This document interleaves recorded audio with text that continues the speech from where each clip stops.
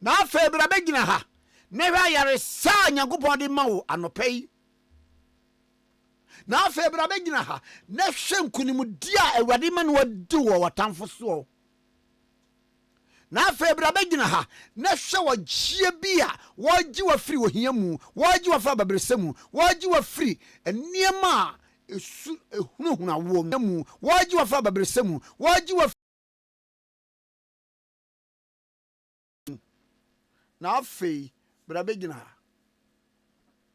na hu se wo Nyankopɔn wo pagya nipa fra techem wo pagya nipa firi anwem wo pagya nipa firi be bia ndaso nie na wode no asi mapon madwa so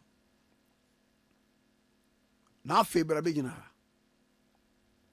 na hwɛ animonyam a Onyankopɔn ede be ma wo anopa yi Awurade be ya de kese wo abrabom mpaibo no sɛ wobɛkwa kɔgyina the right spot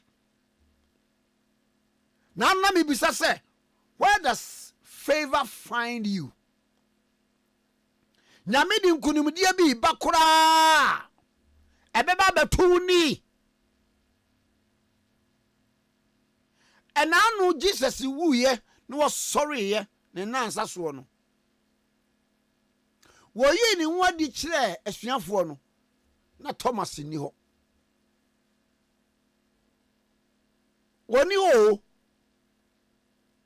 enti ɔbaaye no kɔgye ho akyi anopai Awurade mi nyina briaya yebehu nanimonyam biaya yebehu wɔgye a wɔde ma yɛn biaya yebehu enkwa ewo mu biaya yebehu adom Awurade nhyira semi so ne duma ensa dinti yedigidie akase amen ye kenkan efri Samuel ngmedi nkan etire Okay, 101.7 nimu edu ensia onyame asemnie fagidi kase amen. God bless a homeland, Ghana motherland, faithful and together. Hello my brother, hello my brother, hello my brother, hello my brother, hello my brother, hello my brother, hello my brother, hello my brother, hello my brother. Chibia Ghana mai betu pon negina wo mamba power dwene Ghana ho kane die chibia anye na magani amagashia ni huna magawo ho die chibia eyegigi Well, Parliament members attending the sitting, Ghana move. Hello, man. Well, Parliament members attending the sitting, Ghana move. Hello, man. Well, your excellency was strong and never give up. Hello, man. Hello, man. Well done, your excellency was strong and never give up. Hello, man. Hello, man. Let our doctors take great attention on the operations and save lives. Hello, man. Can you say bye to corruption, bye to discrimination, bye to favoritism? Okay, 101.7 Senior Busian 4. Adiachi Abia show yi is proudly sponsored by Telecel. Telecel for say asene eme de show yi ebre wo. Say first wo ye call, wo to data. Afe wo browser no nya de no. Mpa cho bra Telecel ho. Wo mani sika kra e Telecel cash. E ho na so sika ni na efa. Na Telecel no wono ena so yasene ema ye de dwumade nyina abre wo. Ye ka Telecel no age so connecting energies. Na Telecel se me sa mo amane abiom. Say bundles mo say ya tete so. Na ba jotie Telecel de ya ye die ni. Exciting news from Telecel. More data, same price. More data, same price. More data, same price. Na Telecel bundle allocations, you know, you review, say, you know, you ma 10% offer. More data. All price in the same thing, but uta nearly 10%. Wamunche mudu near the account data na woto no. Tieni enusu ye enusu free wa. Sa 400 data bundle allocation you increase it from 190 gig at 200 gigabytes nearly 60 gig and the account utini and also expire you. What of 400 Ghana cedis na? Can you not near amount 190 gig? Say you the free what echo 250 gig. And spy it you guardian so nuance a gusua would they browse yen your bay movie. No me can which they say we enjoy more data at no extra cost.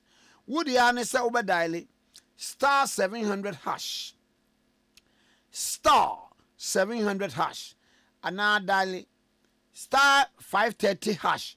Now access a variety of unbeatable data deals. Teliso.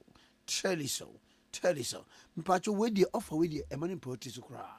The modern now so adodo dia ADA Teliso also on sa aka. Teliso connecting energies. Teliso connecting energies. Okay, 101.7 so in ye young quiet ni mana fe ye ni enkomo na sani yati say yesi yesuma Ghana for ma ko United Nations the brad ba say wo mo to abano Ghana abstaining from voting. Honorable Okujeto Abrakwa, Minister for Foreign Affairs, abechire mu say Ghana ya nto abane bi si e support LGBTQ plus rights no na chese mafo akwaje atum say ye nkoto say okay be support na ye support but ye ya nto bi kura enu obi bi say na ene ekoto against ye na ehunu say ene say wonfo aso ye ya nto bi kura no say ena esitie eno ewo daily post ho asem ye bedi nkoba eno China na one by a red run. Some of the polling stations in be a war a year Ablikuma North. Every American at the court. Now, as some about PM and it's a court no botugu and ra. Now, you be doing so encomo. Now, and then you commodore sunti, you be born tell. Now, you assume that you are called or he might feature a become inside our about me watching. Yaja na bokodi Nyankopon hu me mobo pa yenkajen yo abusia for me share say dia daily graphic de obokrata enno na ekita me na me story you de obokrata na animu say ya we tra honorable John Abdullahi Jinapo how you so afo hwa hodin ne ehun nsem eso ni mfonyi bam e de ato ha na asem odi tu dwa nyina ene se oso afo hwa hodin ne ehun nsem eso owura John Abdullahi Jinapo e de ato dwa se Ghana Nyankopon e ya aduma kwasiada efi kwasiada e kono Nyankopon be sane ahwe papa ama yen gas a natural gas a ye wono atumi adoso ebi ebeba beka ho na ne sa enti eni wells no ade a mpanyufo ebetum won betum eni chese gas wells ahoro akeka ho nyina won betum na boa ama dwumedi e wo so mutumi edi no madi na ekowiase a gas bebre na ene beba ama yen saka won betum dia supply e wo Ghana fa na nyina ama omanfo atumi enya bie na original po edi nsem we nyina to dwa wo chem se sa dwumedi a mpanyufo eba bedie enti no ade a engineering dwumedie bi ebekoso na enokra no bese donhwi ensia na engineers no ede bedum fidie no na wo mo de aye adwuma na eni Ghana so ade a ombedum no se de be ya omo gas ho valves ho dwumedie ahoro bi ombetumi aye enti omo wi ahwie be na chese gas bese 270 million standard cubic feet die dako yebetumi enya edi afi sa well no emo ade a ebetumi aboa yempa enti o se anamuntu ampanyifo etue nye ene ya enemanim ya tese short term anamuntu no mutu omo hwe dachi ankwa ma long term enhihye no mdi gu akwanso a ebeboa ama ya ho odenne ene yen gas ho dwumadie no atumi akoyie enunti ena akwakoba ne se ombedum eye wells no efa bi na aboa ama dwumadie a esi wani so atumi awie peye wei eye ahodenne so afọ John Abdullahi Jinapo ono ena de ensemati se ababetu edwa wo graphic de obokrata animu a de obokrata yi de ababetu edwa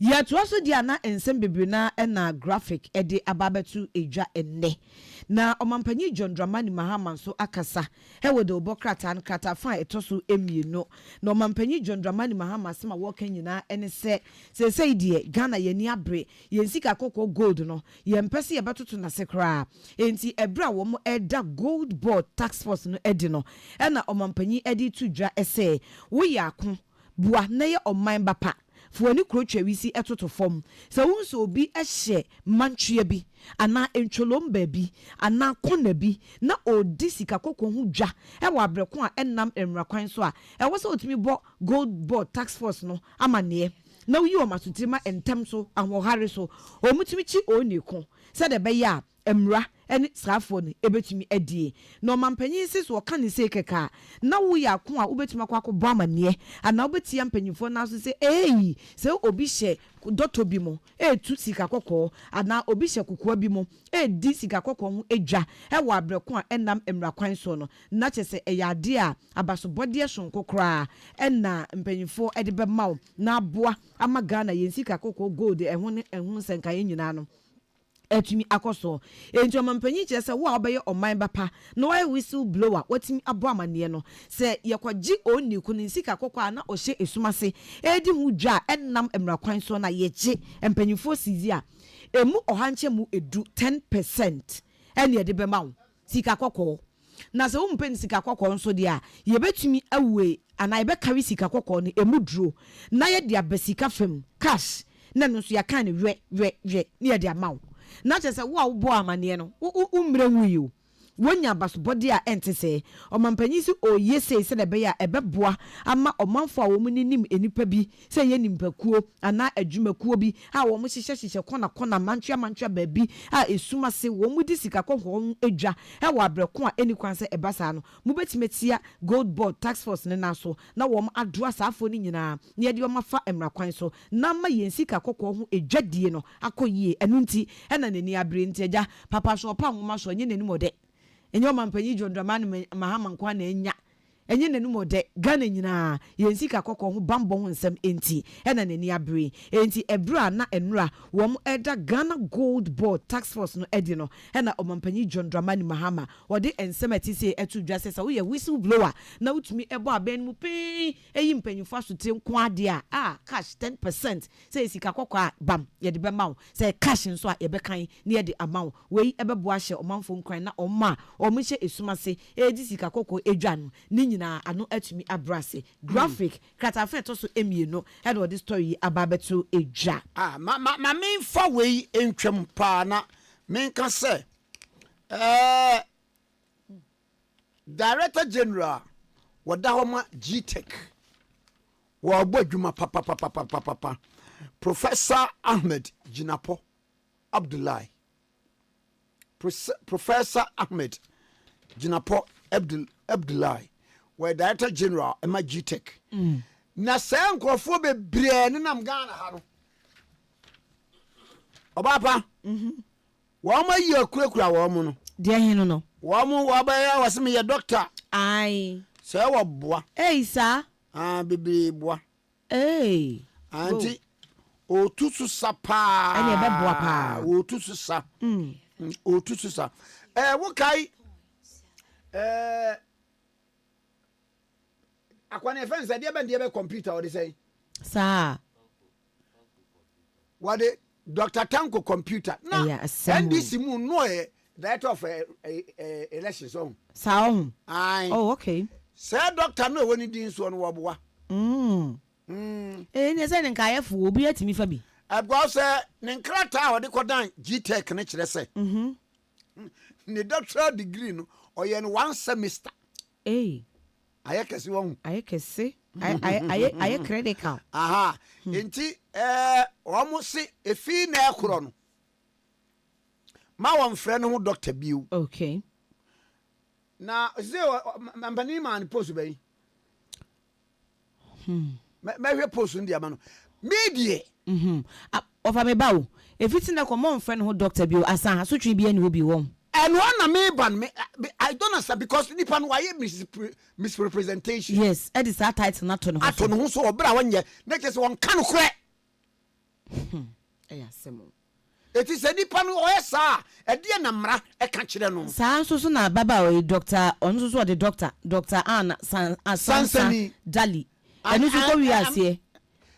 Enu an so say ya beka say onye doctor asa. Chese nye say onye doctor mpokro university kro nko bi. Okay, ti na chese say beka say ti me see o se oye ni wo Legon no. Legon for on fa sa course. Enti na chese say on fa sa de a na ne ye o. Say metimi aka doctor. Otimi awurawura mu a say oye doctor. Etimi awurawura mu akoye Photoshop. Eyi obi woni bi wo abrochire e de picture akɔhye ho.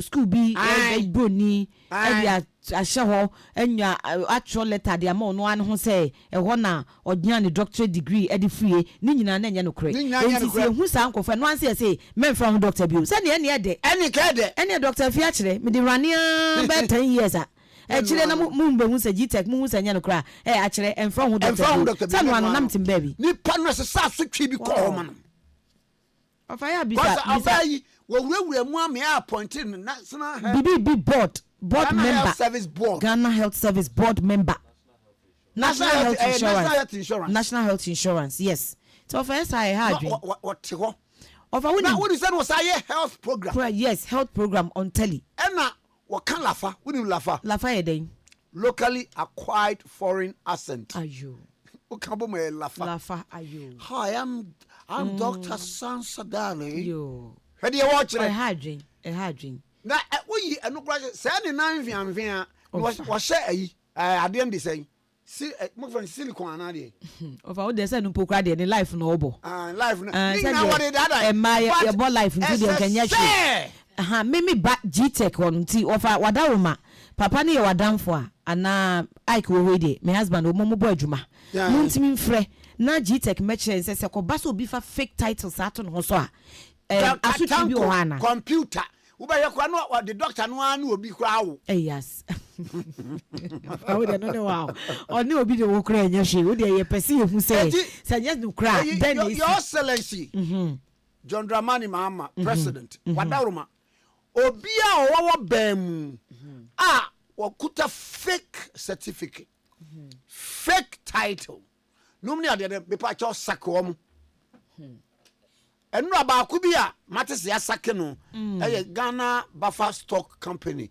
but ono so no ebede adwa se title kura no say oboa eyasemu enti wo mu nyina no na ne GTech fo no asende me nkofo bebiri okay nti mebobo bebiri kama to fam so GTech papa no so na da mo metre no one ye deputy director general Professor Augustine Oklu okay ono ne bekasa o me ne bekasa na ye hu se de se de city so obi fifa fake titles na omo hu a den ne mra ne ka e kire no den ne mra ne ka kire just keke jai emfra hu se bio ana eno achi no e wo se BBC na unu se no a health program ababawa no TV even on social media nyina me my advice ne ade nyina nti den ne mra no ka kire den ne mra ne ka nti prof ba na daroma on educate yen na yen ya eti akire no ye sua bibi na nko ye say ye sori keka metima frem ho doctor fi akire na me de ne nam sa ye de me na after so many years o third ya ne kra no aye me ye doctor wonti mo ntome so no de no kra na okay Debbie okwa yi a na oni sabre wonim say ebi so wo ye professor mo say wo nye professor yes ebi me from professor so mo nye professor let me give this education ebi from nurse omunye nurses just say I don't know one say and say story be by me review ye wo UTV obi akobu ohin bia afa so say oye presidential spokesperson me refer opinion ni din Yusuf papa ni din wow me kai din na me boacho e de dadan say auction car bi mo hene no mani sika send over 500 say ofanye sika ketwa ekowi ase a onya presidential spokesperson din me refi wo dem kan ba ko bie mu a wono so ya twero letter e de akoma no Dr. Nuhu Zakaria Chief Executive Officer National Ambulance Office okay number 2 mamin kan na bia GTech fo na etwe koma no see use of the title professor chire mamtie wafa abodi professor and obey for the atom so. We refer to your recent correspondent with the Ghana Tertiary Education Commission, GTEC, regarding the matter of referenced above. What you saying? Say me chirem say GTEC for no. Womo chokratai and I wako here say womo this asem way ba. Esan say akoba say or friend who professor no. E was womo ka ho asem sa asem na ba. Inti anu hunti no mudi anu. For the avoidance of doubt, the use of honorary academic titles, whether conferred by institution in Ghana or abroad, must be exercised with utmost discretion. Enti sa asem nkro ya ye keka ho nsemi se obefra ho se bia makoji abodin wo suapon bi mo ya ma me honorary degree me ye doctorate me kita ho anwane professor any ade no sa woji wo Ghana suapon bi mo ana woji wo amanoni suapon bi mo ana adwumako bi mo no eno kra ye woni kwan so a ye di eye adwuma. Titles that have not been earned formally through recognized academic pathways must not appear in any official, professional, or public documentation. Say abodi a wanya emfi adwumako bi a edimu ana ya geomatum enchen na watam de aton ho so no eni kwan se wode san ho mra na na wode to ho so e de bibia e wo bedwam epia bonten Dr. Akye Dr. Tikese na wode chwochwo nkrata wode gigi niema wode de ye de open eni kwan se banisa di fufuo num ne ayade for your information and guidance, the standard academic progression to the rank of professor within Ghana follows a sequence below. Ye bon ka ye se unima you assume ne epeti. So obeba ho mra ne se wo de professor ana wo kita boarding professor no e wo Ghana ha dia ene e wo nhihye ya ye fam ansa na watumi afro ho se professor ene ne ebebo so lecturer, senior lecturer, associate professor, professor. Nti unye lecturer, unye senior lecturer. Obeye lecturer, ansa na wabeye senior lecturer, wabeye associate professor. Asa be professor. Asa be professor. Any rank. Na che se ofa no kwa obe femo. Enye se ofitin ya, wo se obobo no. Assistant assistant lecturer kwansa na wabeye lecturer. Ansa na wakọ hen, wofa boy. And it depend on o qualification. Doc Brem. Yeah, they all started lecturer. Who PhD?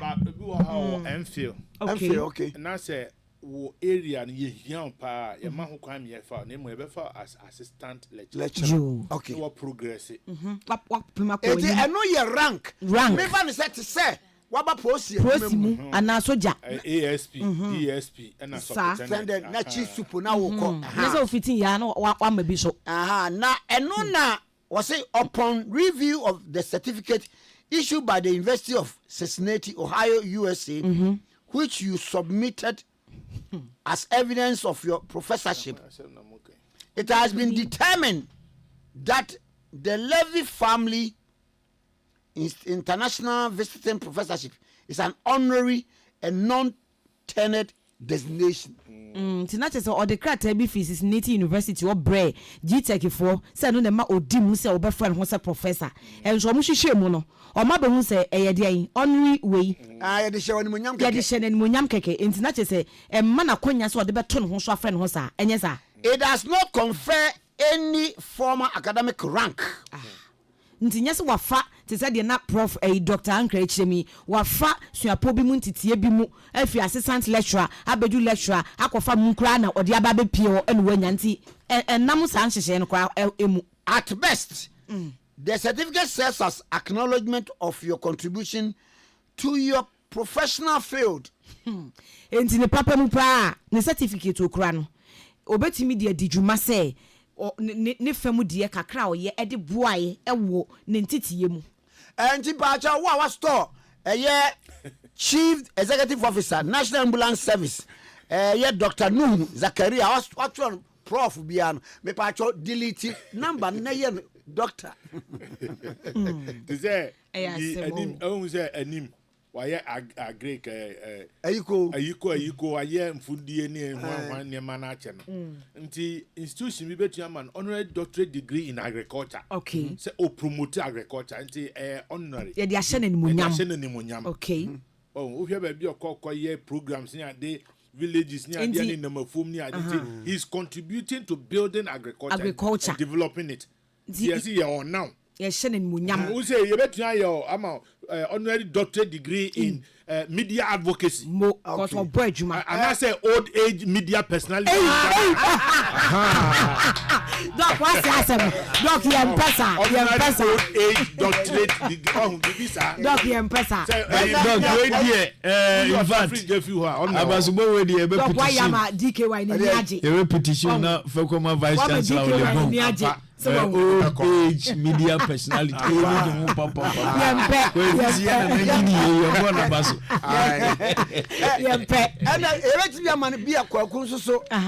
PhD in concert.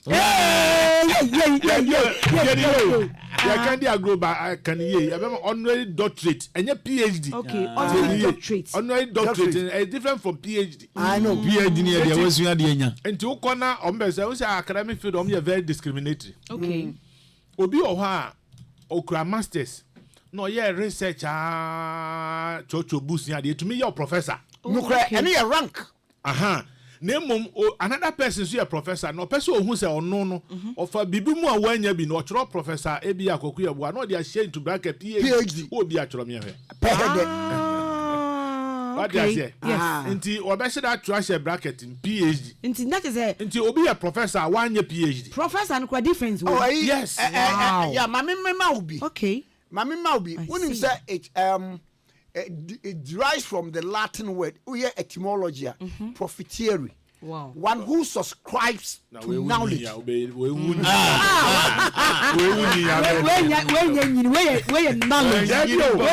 of a CID. 1974 now. Oh yeah, Niama. Of Sampai. Mia Minia Sampai. Now, what for the students? Hey, and then Sampai.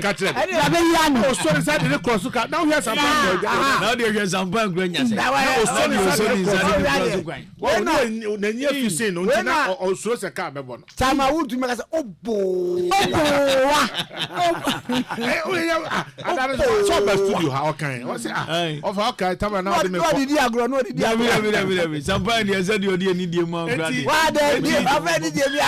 All the public universities and a place mutia we na specific. All the public universities mutia no pay ampani for mo fa kwa dwundwum say opani bi tenase ono waye wiase nyuma pi wa chinchin akwama hodo so no Ghana ba bia media enti honorary doctorate yes mo fa makwa media advocacy and dedication to their church wafa Kwame Nkrumah Tikese I was saying mini popo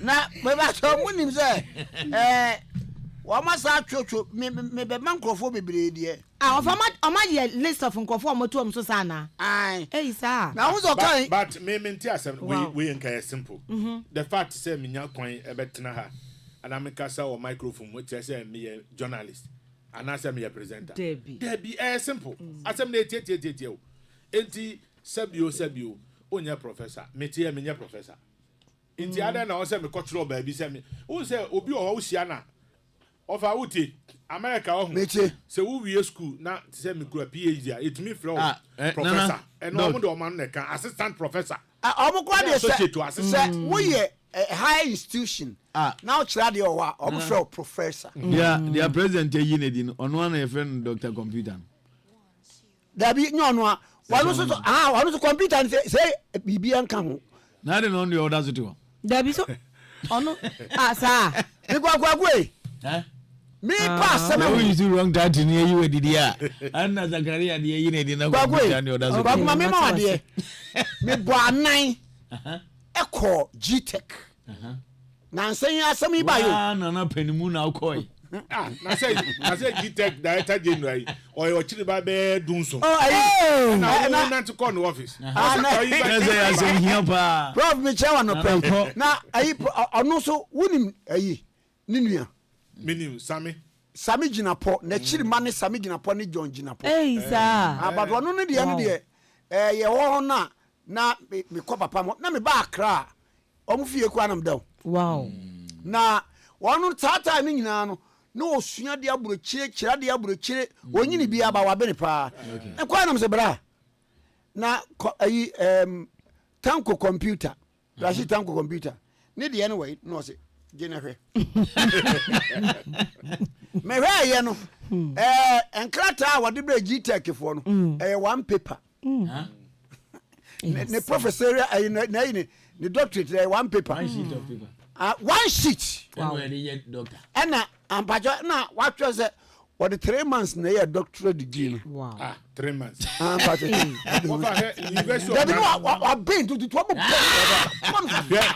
University of Ghana. So we are lecturer. Na o be senior lecturer. Also we minimum 6 publications. Ufi senior lecturer ko associate professor. I say near why dey dan yeshigo. In fact, why 20 kura na ye senior lecturer yeshi ni nyina agu. O ko pe associate professor. Ji say o san koye maku 8. Baby o haji say 12. Asan one nya another na mamenke. It is so eyi no so a, we de no so a. E na ni thesis no. Me hu eyi certificate ya thesis no. E wo enchai.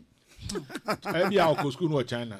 Now, what is your picture account? Maminka we kwansan kan. School na. Of I now interview. Me be interview. You know how ya. Me ba jo. Me interview. Producer ya interview ya ho. Na wo ready. School na ko no. Non existent. Eh. And they said Dr. Bina on call health insurance. Dr. Computer ni dia na okay. Ose. Doctor Tanko computer school no any the original me be say doctor na no health insurance board no so. Sansani. Sansadali. So school policy e bi o ha mo hwe ni ho. Ni so so. No, but the question is Sansadeli no. Sansadali. Yeah, dismissing based on wrong title. Sure. Any other dismissing Dr. Zakaria. Dr. Computer no. Any title keke onu dey serious qualification. Medical doctor one and dey title keke. Exactly action no. Onu by now senk ya. Sansadeli no. Hey, dangerous o. Here kwaku here so we go try tro say oye a sports presenter. No ko ye no anye ni ya sabi say obi atias no medical doctor dey ko obeku nipa e serious issue me bato me mame nkomra na asem we me ye interview ya ba me ba ene ye bedo so mpa of any assistant producer an interview no be 2 minutes Obama gala show business no nya problem. Honorable Eugene Boachientwi, former MP for Subin, na asene ne adontina na asifia mekomu mekoko ni a enye ne ya. Asene adontina na bembe mi moachi. From the na kasa ya che. Papa. Na mo ya utu kwa na. Baba mabada dada. Mense mababa ebusu ni mi Na tio gache. Ane mi oho. Yo. According to them say aka 5 pe ne ma wi afi. Ya lo bari eche wati. Aka 5 na uda be happy. Afi aka 5. Ya mi sawo. Amen. Na ayi Ablekuma North. Mo party e won sam de akode aba chekura de kowie court. Enu na court no ebutia de mo de kodan court no na yete se party ni se wo mu nkogina ekina run of certain polling stations no wo mu nkogina na wiye no susu efri wa de asa kwakọ babie mu oni se yate se mo besan akọ for the rerun na enkomo yi eto sen Well, the Dika make a tip for no matter or no more fee. Maja, Muntia no pay, Moma Ebedi, Ghana Hong Kong, Mama Yoku, MPP, and Redom. Well, and so I cost an ask from the 1992. You got to a bar party, yes, and co parliament, Maintain say for 12 of your party say, or boycott. The thing is, and send me by and treble. Kwame, the idea one. It calls for matured and responsible leadership of the party. What I say, who say, maybe I be dino. Your opposition is what be a kutia. If you know we buy, you know what to say. Na yen not one sana, if it's one more, 2 more. There's the next thing you can make cancer like Massam class and say the way I see attacking easy no. It's not the best. I've listened to some of the commentaries from a party for ED. And it's my echo because it will be said it will be easy for work of 5 days one of the now and after for 100. And what in your friend, a gun in your neck of now. And I can Dr. Farijai, what declare my Jacob. I was saying, we declare my Kufuado. And the fellow saying, G mentioned declare Mahama. If you know what our point, I guess it will be win elections. But the as a party, you could be quiet. Now say, yes, to pay easy for them. Decision easy for take here, and yet, because in some kind of parliament, you know, woman. And then someone might too, I bet you is one they're back on 10. So, some police stations, someone declare, you're killing now. And on my side, what I'm about to say. At least if you're not with you 10.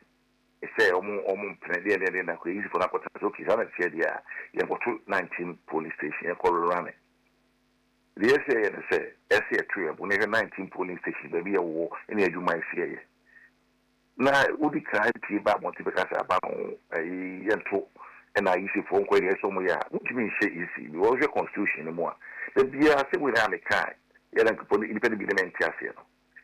It's 2 minutes, our constitution.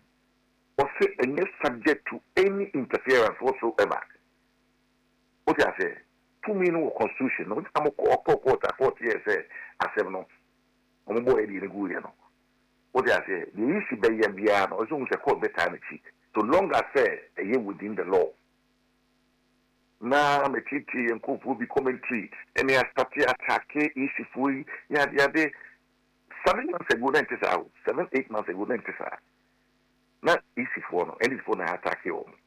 That's the next. There is for attack issue for. Yes, you will be possible. You're not going to.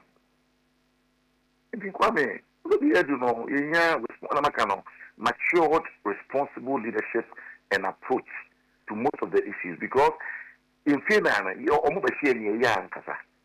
It's a be able to whom they can't be Kwame. Anyway, a cemetery, you do maybe a trouble.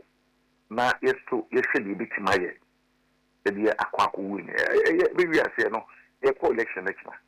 A query of such a win next year, and one query for some side elections. What do I say? And only idea I say, now, the way you say, young Pamu way you will, Uncle Pamu being for who's in Kotrahoma, and I won't be Uncle Trahoma. Or Pamuvia, nor they will be also called obey a big number of records now. Now we're quite in assembly. We are assembly. Yes, because I saw a issue for working. Anyone you know about every on the two. On my traffic says Yakwaba constituency in MP as a constituency representation of Parliament. And 1 normally and until also 19 polling stations on Berry Running. By this time, no. Yes. Court because the electoral commission is not subject to any interference from any quarter. That is the law. Constitution of 46 of the there. 41 of the electoral commission was in now. The country said only subject to any interference. It is not going to put in one and you have another one. Beginning by a press conference, and Abani and Co. Sir, Mr. Tudi, I did coin. One, Oka, Yamaunka. Maybe I get Bruno. We can say, if you are Bemunchayo, it is over. It should be about already a SOE, a man before all my limit here. Abang. What I say, now said only the focus will be easy for any asset. Also be easy for a church here. Your church will be easy for them yet. And let me ask my saying, Eddie and Okotumbi. What I say, because almost from the one who say, the issue for the council may age my mind. And then, I mean, it's good, you know, my Nkrumah. I think the MPP can do better. I think we can do better. And Kwame, they're costing it also matured, responsible leadership. That's what it calls for. Everybody in India, we are a responsible, mature political party. And the actions, inactions, they must demonstrate that. Honorable, Mami, we say it calls for mature leadership. No? Leadership always say, no. Woman travel, woman call him. Kwame, I know the party for the victory, but the caution on Kwame is certainly not the best. What you have here, I say we are on a Titanic. You know, there's some iceberg. Yes, you are. You know, shares. You know, and you know, what you say? Wow, the camera. You know, the party of Kwame. But some of them more, you know. The party of Kwame. They're more, you know, they're more, you know, and people are looking at us and say, are these people serious? What you have here? Yes. Well, I mean, yeah, 2001. Because I'm not surprised. So you're quite a by election. You're quite. Yeah, boy. Yes, I also was to go. Young Kobe. You're quite. Where is the body? What's the difference? You almost see for 12 minutes. You're going to be my. You see in the debate almost 400-500 votes. Yeah, not a mark and 12 minutes. This is our stronghold. I believe one of a stronghold. It's just we are doing. I don't know the edge away. What do you say? Yeah, but they didn't want to do. They didn't man go for Casabino. They didn't ban on the man go for the Casabino. Oh, I say in India, I thought about my since 1996 ever. There be a twaba. If you did say a bar, and I'm not a call for matured, responsible leadership. And we need it now. Now that we're in opposition, no, and it's a demonstrative to be kind of putting our say we have a mature, responsible leadership in place to to steer the affairs of this political party. I see. Now, I will be the cell call as general secretary, so that's what you know. I mean, as one media, also I say we start when I say the visa of the country American. They say they need to know your Nkrumah. Mate, to the young who wants to. Matepa, you won't be doing commercial. Won't have because you should have friends say, or they campaign, you campaign. Miss Medina, and the attacks, yeah, they call electoral commission. So unwarranted attacks. The moon here. I did unwarranted attacks. But not coming. This is what you see in Pamu Jimensa. And then Bossman, and Kitinum. Omaka said, we are for 2 years in it. What I say? And then 2 weeks to sign, now we'll talk joining home. What I say? Now we'll do more come for one. Maybe you want to promote Uncle for now, almost the officer or one for the rabbit now, and I said, only one for the rabbit now. It did not be a while here. I'm ready, Yes, say about the young cartoon bill. Young cartoon 19 police stations bill. And I'm more than they say among the poor people. You're more a chain. Because our elections, you know. A very stronghold. Young choir house to house. Young with him. Young Ghana for say. A buy way by M.Y. almost time for 4 women for 4. And no name for a catching Ghana for G2 Sampa. A byway more, you have Obama MPP for. Let's see, you know, and send to MPP. See, since 1996, you could see this. And you face it. It's young for you, madam. Yeah, it's really when you see it, a super for no. And no friend, the friend of Kwame. And no, I catch you say, baby, you have matured, responsible, and disciplined leadership. That's what we need. Now, Obin Casa time, Mrs. Sakra, me no Casay, and then Quan Chantem, which now one more two. And no, and you're too close. Kwame, Yada, no, we are making a check. Yeah, party, it's because a conference election for Friday, and I said, young prime, you are almost 19 facilities in some young to. Yeah, okay. You know, regular position, I must ready for election anytime. Oh, okay. You say, Twaba, I'm a 6 months a honorable and a me, Oh. As I said, make a push for Yamusafu in Ayako, my party in Ayako, Mapatia for Suyako. Kwame, as you go to a baby, so they are actually near me. If you're not sitting, I think the guy will for my afternoon candidate.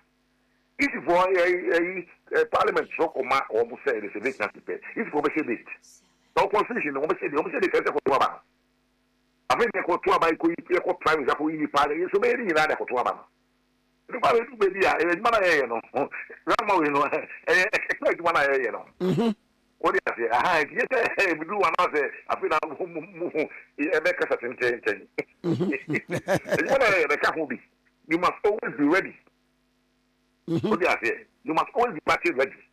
Because politics here, we here to miss it. Yet you wait him to do be free.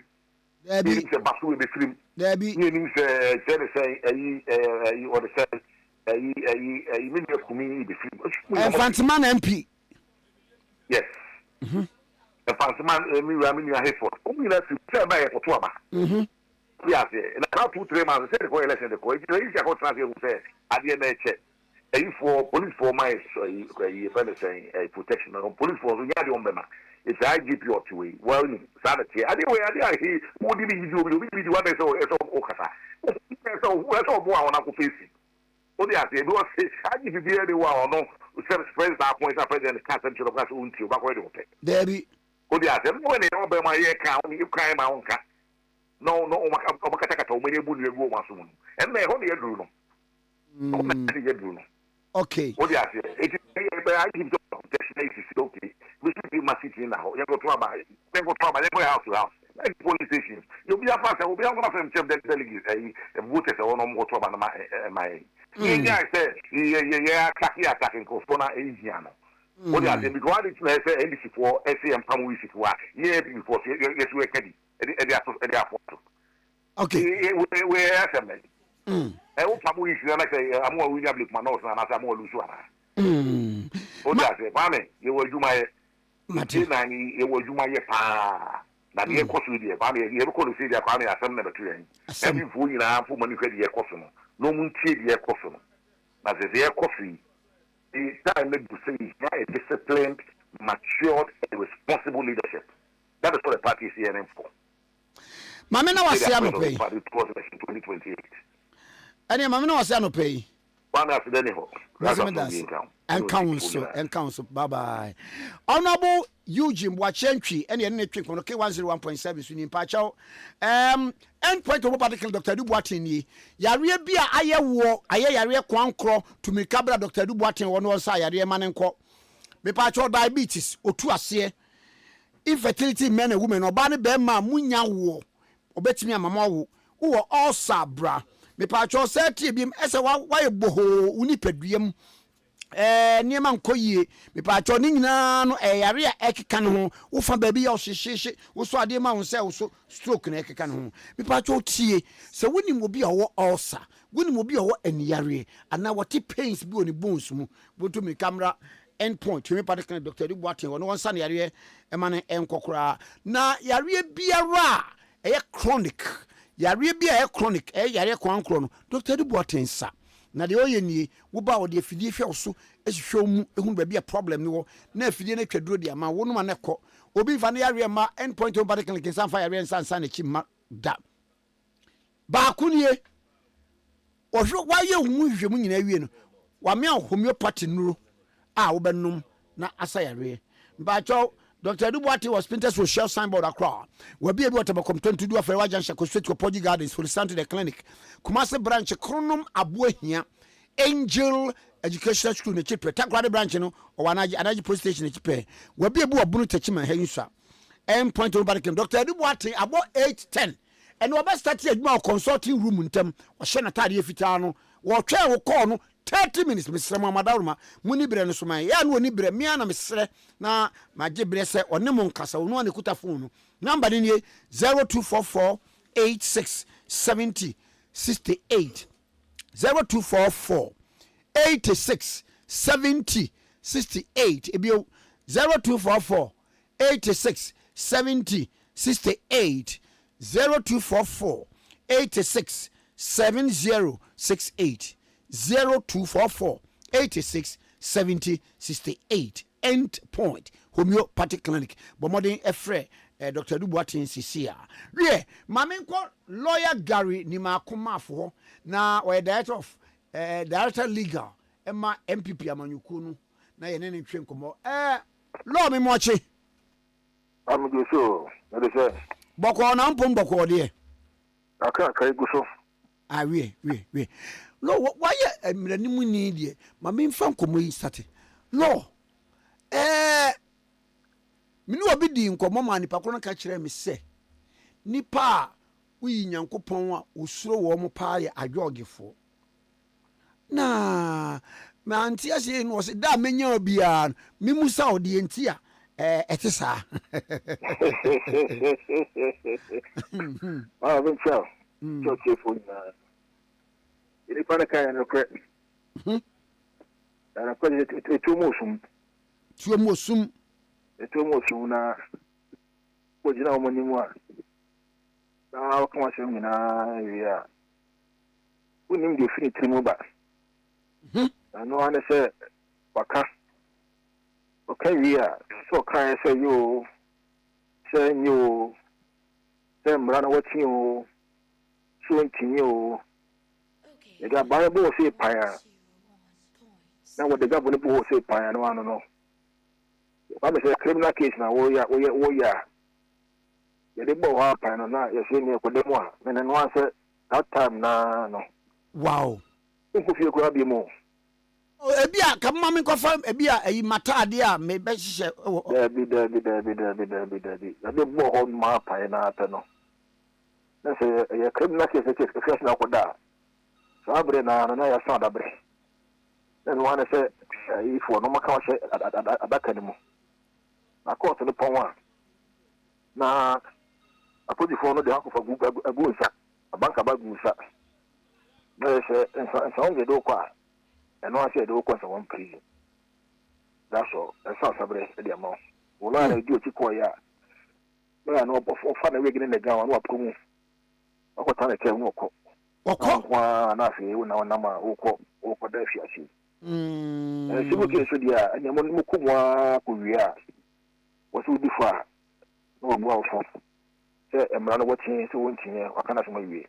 Ontiasia no akwa upstairs akwa fosoro korwa pina bakwa no wako ko na bakwa no wako depending on the nature of the case no and the circumstances of the matter no and the betray ti sana ti me de ame me no ya gane ni to ka chire wono me fena ya gane se wo hona wo ha ko pa ba man ye pa ba man ye ko ba man ye unya ba man ya problem. Wow. Big problem. What the crowd that? Wow. What the crowd that? Kwame. The food na ba man, what the crowd in that? Was stand beyond. But there's a problem. A problem, Kwame. Entina. Usha yari. No. Any abang man. Na babe. Din sebia ye de obi akotum. Na nipa kro no wo appeal for bail from prison pending appeal. And so ya na adding and now say depending on the judge it depends on the facts of the matter and the nature of the offense, you know. And also the sentence in the man. But there should be a sentence in the Akye. Well, he be crowd but no dia na and be a offense in your offense more thing to see the name is be and be a small offense be Sano, who appeal now, we apply bill pending appeal. No, do you bill now? Now they go to court anymore. I just do one more. What you should bill? No, that's okay, fine. Not granted. This also has a main granted. When I appeal, for some time, no, or make it clear appeal record, no. Be bind the baby, my de cocoa apino. Number no a book. Sir, a record. Sir, a seven depend on a summer court. No. I send one more. One say, now, and cut on a dozen. Cut on a better court as one better court the dozen. Into my binding now, wait for to copy now, Marco. No more binding. I'm not buying we are. I said, I'm not him. I will say, recording now complete. record that me find say the car see your court one na makabu no because the court e record no now man say the court one no any judgment e buy no na e was e ba ana ni say ba sentence no na was e ba sa na ni say ba sa na e bi na sentence ni too harsh and excessive na ana you call this one na nti court of appeal no come the judge for me and senate so but one also here now the Catherine Yakodan nti be photocopy ni na watu aka no what for condition of appeal ni na we kabomu a amudi akodan court of appeal ya ma date e beti wasem how be go to ni na be wie no depend on the wasem cry the bow no because na sentence ni so dia bia no what try we because one time you mama client be subject 3 months imprisonment yeah appeal record ni na wie no na 2 months ko ya kwa ya mo what kind of conviction no what try we what time na wie wow ebi o wa cry ebe wi asem na wie no no atwa time na wie no atwa time na wie o try wie ekipa cho mi bo na je sa so wo the ebo aye ne ye ba ko ana o man no 19 years na ba ko man 12 years ko P4 over 10 decision ni ka say there are so many inconsistencies in the record the high court judge will agree with me only me anya adwene and o convict you mo ba ko man 19 years ba ko man 12 years ba ko 3 months nti court no watani ni na dan ne say da bi high court judge no wanya de onya na dwuma yi judgment ni favor o man more longer term no so but for the 3 months in the no try we na loy enu be fancy bia in the case of bia felony second degree felony any bia in the case of misdemeanor ana bia first degree felony no enu no na appeal no ya na bia danso o da bi e be follow the same process na say appeal there o lo ya no na so we case we are no ya no jumasa no high court o jumasa the grandpa o make say okay lawyer why you may we da wase appeal no yen should be you go find another lawyer I'm not going to appeal na my and so until you don't need first instructions to continue with the case until we na fe on ba say wo da bi the busheni ba say da bi lawyer you feel say juma na your mind da wase you go find another lawyer na ko ya appeal now the father mo back so okay to aso dia na what to man but also you people ni na photocopy ni na we ni na ma register me ni na dem eti wo be ye ni nyina no wan hwe na what them be 6 months ko 1 year o de ye keken no so ni na no depend you ese obo modin se register no o be se obo ko na babo mu na ko nyon kwa odi no mo yama wo enyon kwa o forget that nyon kwa odi no mo yama wo there are other pieces and also so omo ye hon ko photocopy no nti so ko na ko gina wo so na say omo ye ni nyina no we so sometimes no for the documents e bi na in a better than film o so ko say appeal recording is complete wow complete I saw now they are ko the we be do ma any year o so ko say ni nyina be kan kama now the nyina ko do ni na ko wi a the court of appeal will look at the judgment delivered by the High Court and any other court, whether it's a circuit court or whatever it is, they will look at it. So, if evidence now, prosecution at the buyer, then they will evaluate it. And they will look at the law, whether the judge at the court will know what is right or what is wrong. So, when you're right, sometimes they can even enhance a sentence for you. Sometimes, if you cannot get the crowd or market or my sentence, it will be. I'm going to say, judgment now, High Court in mine, and now what about court mine? It be an also come out, be a fancy beer 10 years, and maybe a month 2 years.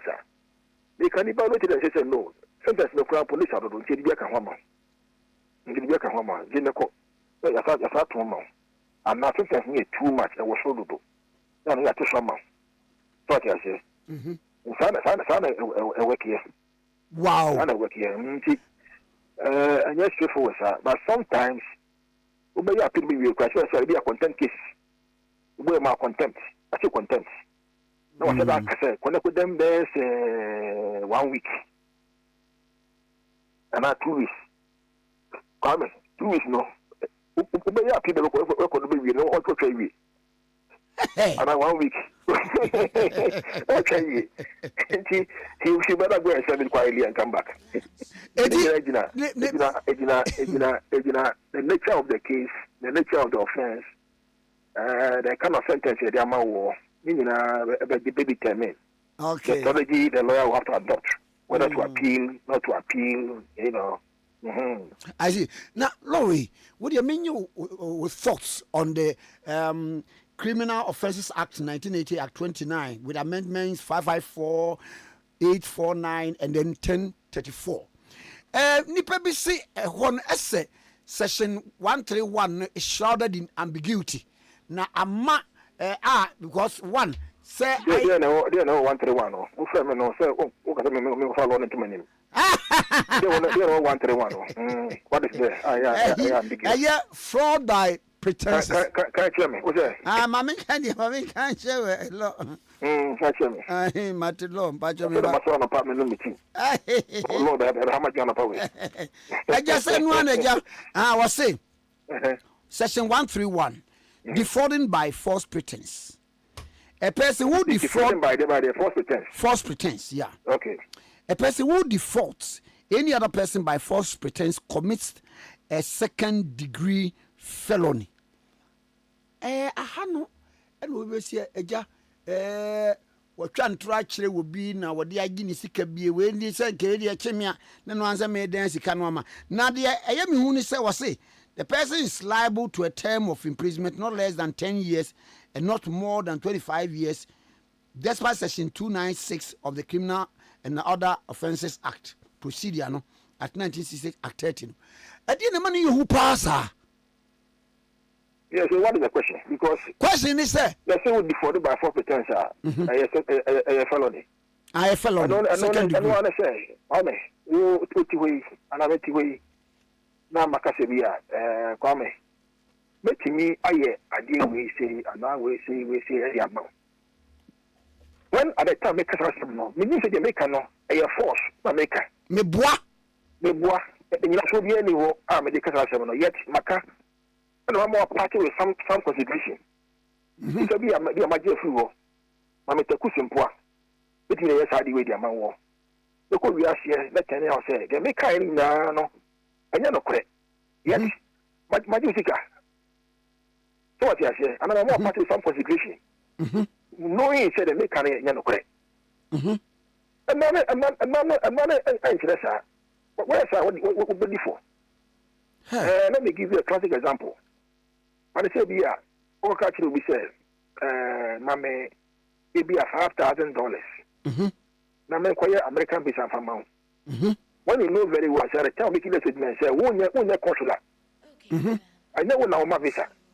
Yet, how many parties car, $100 amount. Would you be now, book it, I should Dubai.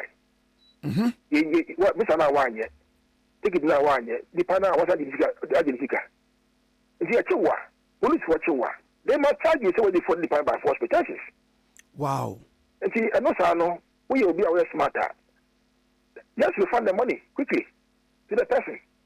You between Mr. Chow, I don't know my musica. But yes, I know not court. You must show cause the NCA. I was a would me as idea, no. I could do musica. When you knew very well, sir, as one hour canoe, you know, so be any now the Casa Cemetery panel. It was one musica. What you say? Matthias law. Until I know there's nothing wrong with that. So what is ambiguous about that one? So it's not shrouded in any ambiguity. There's no ambiguity. Money is very clear. Very clear. He wouldn't say, "Oh, Casimia." The Okano, I was saying, "No, to do now, Kachini panel." The idea won't mean, you know, I mean, man, Corner and Confront movie and says, "Meeting is hardly the amount." Knowing very well the Okano, Sabi, in a should be any. I see. And yeah, Muamubu, Yankovu Katamuhi. Now, Mamemre, Able Kuma North. Nano and Ra saying yet say asema America down court no to injunct the process of rerunning the certain polling stations no court no anye antum na yasa tebie mu se yese ene ye court na anye antum no mo beko na obi be se ayi mu plea to the court no na ye den a court na anye antum yo edi no o se asem Abdulrahman no na in isolation yeah Abdulrahman the central okay Akye central the myself for not north and south was east. These were all constituencies the court trouble every year no or more year coalition no and call for running call state center after someone primary in the coalition and my day to control should be by easy I want to be in the coalition a move and a trolley cut out my easy demanded coalition from you. So go and complete the coalition of all those areas. And declare you are one and you will lose so. The come easy no, easy for no, and young Wajuma. It is easy good in a court. Say, you can order of mandamus to compel you the electoral commission. Say, the constitutional and statutory duty, and they say, you tell me we are. We will collate, you know, declare the one and they will lose so. And then proceed to do your work. Court on your adjournment, and a court in your order. So, Mukoya Sadiano. Mukoya Sadiano, if it proceed here, quality here, Akye Central, I declare your own name. You are for the woman when they taking myself and also by your quality here. Bossy East, Mukoya, for none of us, Mukoya, and my son Samuel. Nina, no movie, come, and my so many as members of Parliament. I feel you're not cut up the man off between the chassis. Omuya could do say, or more they cut about one say, I come here, sir, yet to be collated. Let's understand, sir. The collation can only happen when election are or various police stations are ready. Without election, of course, you declared you are one police station. You cannot have collation. You can only collate when you can show, say, election is complete in the various polling stations. I'm not sure about say, I'm I come here, sir.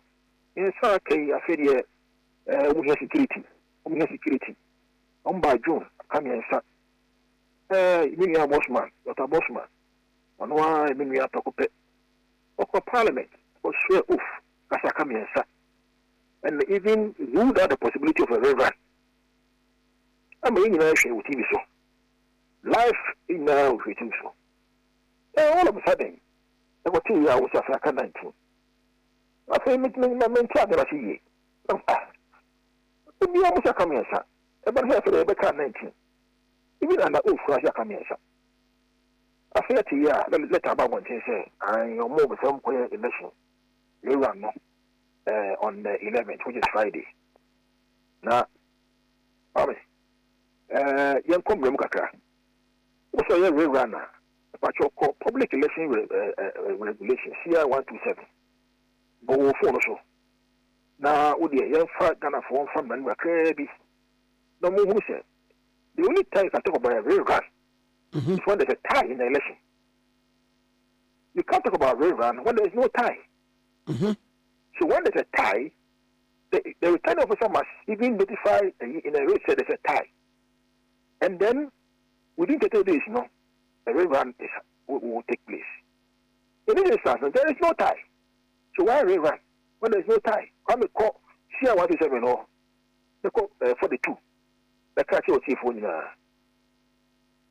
May Abantu the end one common. Yeah. And see, the point we made to the court, and one says, one, there's a subsistent judgment of this high court differently constituted. The kind of say it means say, Judge will tell some notion. And then the same judge now, not tear some issue. Judge of man, what I say, a different judge, and then we are saying we can economy. That's who we are. Why would we are high court judge? I'm my order. I order no cash. Young collation and declaration. One can say a collation declaration. That's easy for you. It's easy for difficulty with the coalition declaration now. They must come back to the court, not by themselves to proceed. Rera. But the order of this court, no, it's not for rera. It's for coalition declaration. Two. The mandate says the only time EC can rerun is when there's a tie. By their own regulation, for the two, the only time they can do that is when there's a tie. In this case, there's no tie.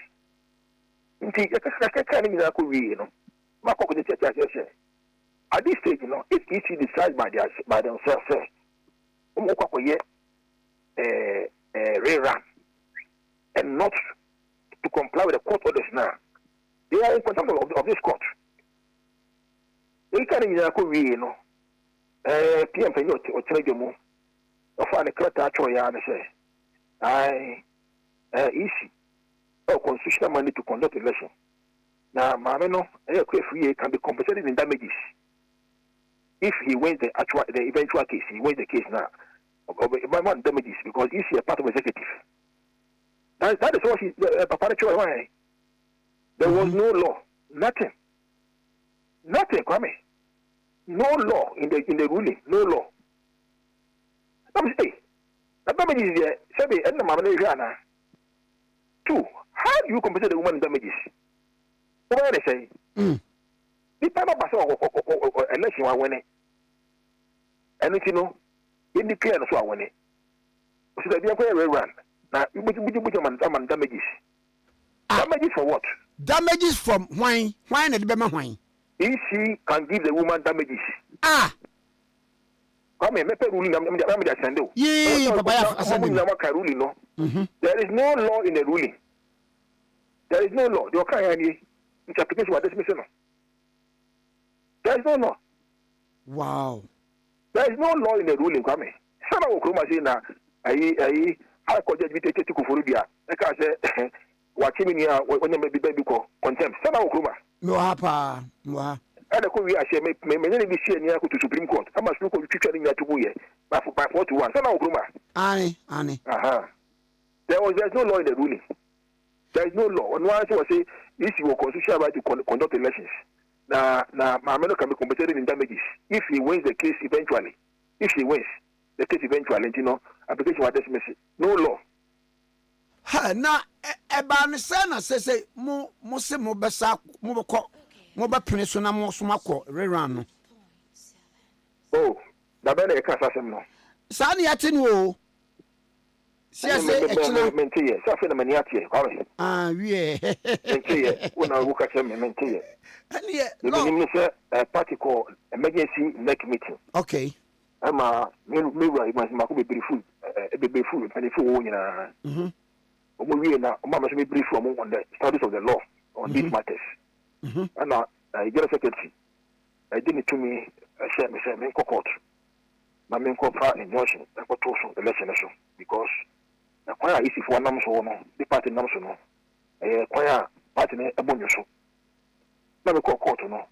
They say they can the EC can compensate the QFE. Can compensate the QFE if a QFE wins the case, eventual case or winner. And I don't think therefore application was dismissed. I mean, who compensation crowd? Compensation in what? Is it that the quality a QFE is? And I say, a regular obey Equatorial Parliament one man. Let Equatorial say QFE in the winning election now. They be in a free one man as compensation now. Mentia yet. The mature some for ruling in my me. Okay. Saka, na mo saka copy. Na mo mun kabi. Na so kan bi na chichi. Na mo kabi na mun whether there is any law or society here to give that ruling na mun na mbofun bi. Man authorities bi o kra o court here. You rely on because every decision you are about to be as a judge there no. You must provide authority. Sure. You must provide authority. The law based on which you are writing your ruling. That's our learning. How do I tell you law school? In the same vein, no. You your argument behind, you must also provide the law. Based on which you are also making your arguments. If I make my argument, say, I didn't know what you are rerun. Rerun, no issue when we are not. You see, like a born one embrace. Because the man say, there has to be a tie in the parliamentary elections before they can go and do rerun. there's no tie. Okay. And you can only find a tie when you collect all the results in the polling station. You know, also again maybe 100. Timami Obanya 100. Okay, for 100. She said there's a tie.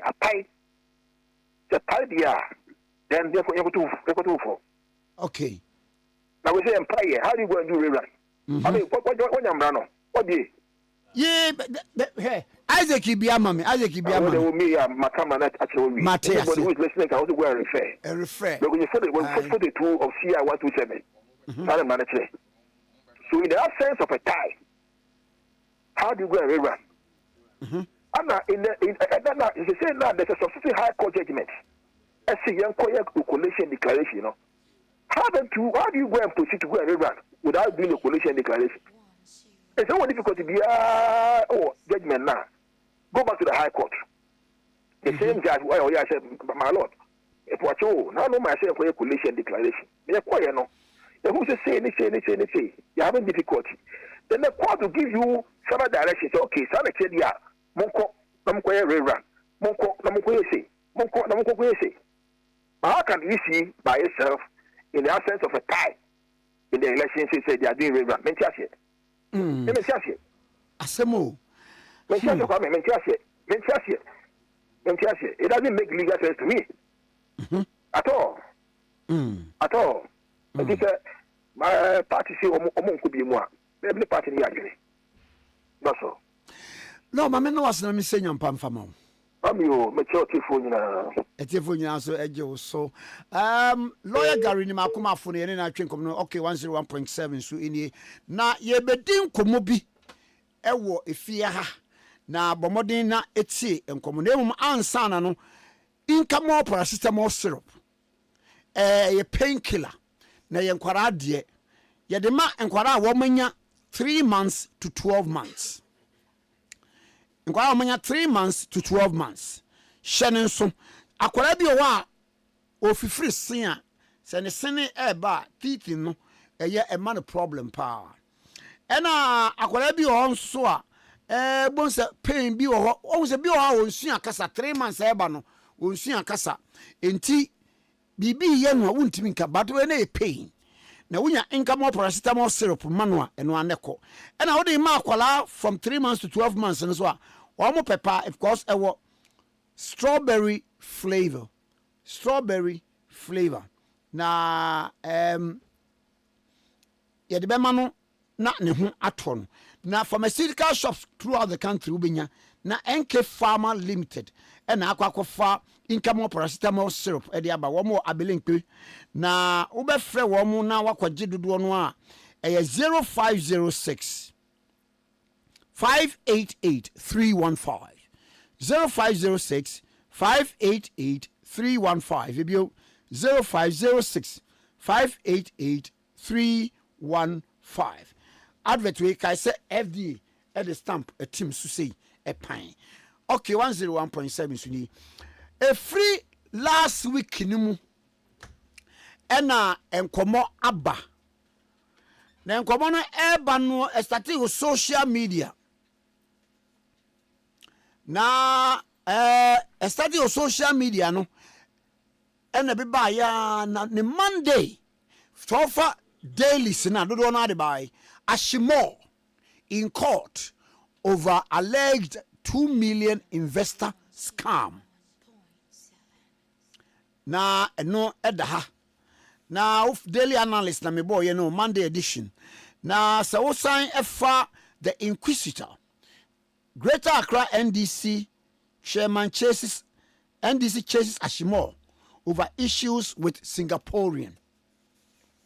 And then Wofa the new publisher and this Ashimo runs to court. I'm a victim of $3 million fraud. I'm no thief. The new publisher by Wokofa the Daily Gist NDC chairman busted in alleged 2.2 million fraud. Eti edu baby no Ashimo say wono na ya fraud no ekodu baby a o se da bi eye Singapore ni no ɛna afrodo no na ye penkomo no motie asɛm no court but nye the court no ye beka ye betie the side of the Singaporean na ansa na no doc kakra wo kansa na ya ba nkomo so ni sei sani akoye de se ja ya de nkomo no be si a na emum ensuo totɔ nti mesre ganafo yen a ye de sɛbe enwura ne bɔle gugu gatam yenyai ensuo no tɔ a ebe yiyi bon sɛ ensuo tɔ wia na ekwanso ayɛ tantantan na ekwanso ayɛ basa sɛbe nyankopɔn ɔntɔ bɔla emfi sromma ti sɛ ensuo tɔ wie ne ehu sɛ bɔla ne na kwanso na onipa na de gu hɔ ye ni ehu ni mma ye mewie nsu tɔbrɛ ne mekɔ na wie ne meka sɛ cholera aba yare aba ne saa ne ma no nti mesrɛ we de adesrɛ de ye ni ehu ni nsuo ne tɔ obia nso sɛ wobetumi a sɛ gata bi da ofie anim na wobetumi atemu atim because sɛ gata ne mu choku a ɛna ma nsuo ne yiri kɔ ka kwan so ne ade a ɛde flood ne nneɛma ɛba no ye nyina obia mmɔ no ho ban sɛ sɛbe nka nsuo tɔ ebetumi de ayɛ afuo ne ade ne nya aduane adi ɛno mu saa bedi enya de a na amwae asɔman okay so ma me fancy ana ye fan communication nyamijaw mesime da ase pa mesime da ase ye no special program ti ekiri ye beka ho asem EcoBank force me kan kire mo say what the number bi atodwa number no nie *770# *770# na eye EcoBank money emergency number na de tie nie wo pese o send sika money transfer utua utility payment uto airtime data ne de keka ho anan so ho hihia pa wo pe loan fresa number ya meken EcoBank emergency money number wo pe loan frɛ *770# dial uni credit kura data kura dial *770# dial ebekɔ EcoBank ho no wa be call mo EcoBank the Pan-African bank kai number no *770#. Na story am boy ye wo Singaporean businessman na ankasa wo ha na ye beka brofo na ewia ya kyerɛkyerɛ mu na ye wo ye nua ye ne wo fie ha bull gold enso so e wa ha na ene betwe nkomo na owura no a oye Singaporean business man ye feno to you can Mr. To you can, you are welcome to the studios. Thank you very much. How are you? I'm okay for now. And how is Singapore? Singapore is always good. I miss my country. Yes, a beautiful country. Yes. When I come, I stay at Akye. Clarky. Yes. Clarky. Yeah, it's our nightlife. Hey! Yes. The place is so nice. You know how to enjoy. Yeah. Clarky is about night life, live band, everything that you can think of. Yes, nice music. Like nice, music. Yes. Right. What is the story like? Are you the one who has been scammed by Ashmore or Ashmore who has been scammed? What is the story like? Okay, so to be fair to everyone, let me speak up on the whole story. So let me start with the business aspect.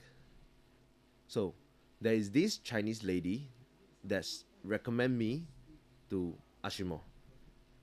Ashmore is finding an investor to invest in Ghana.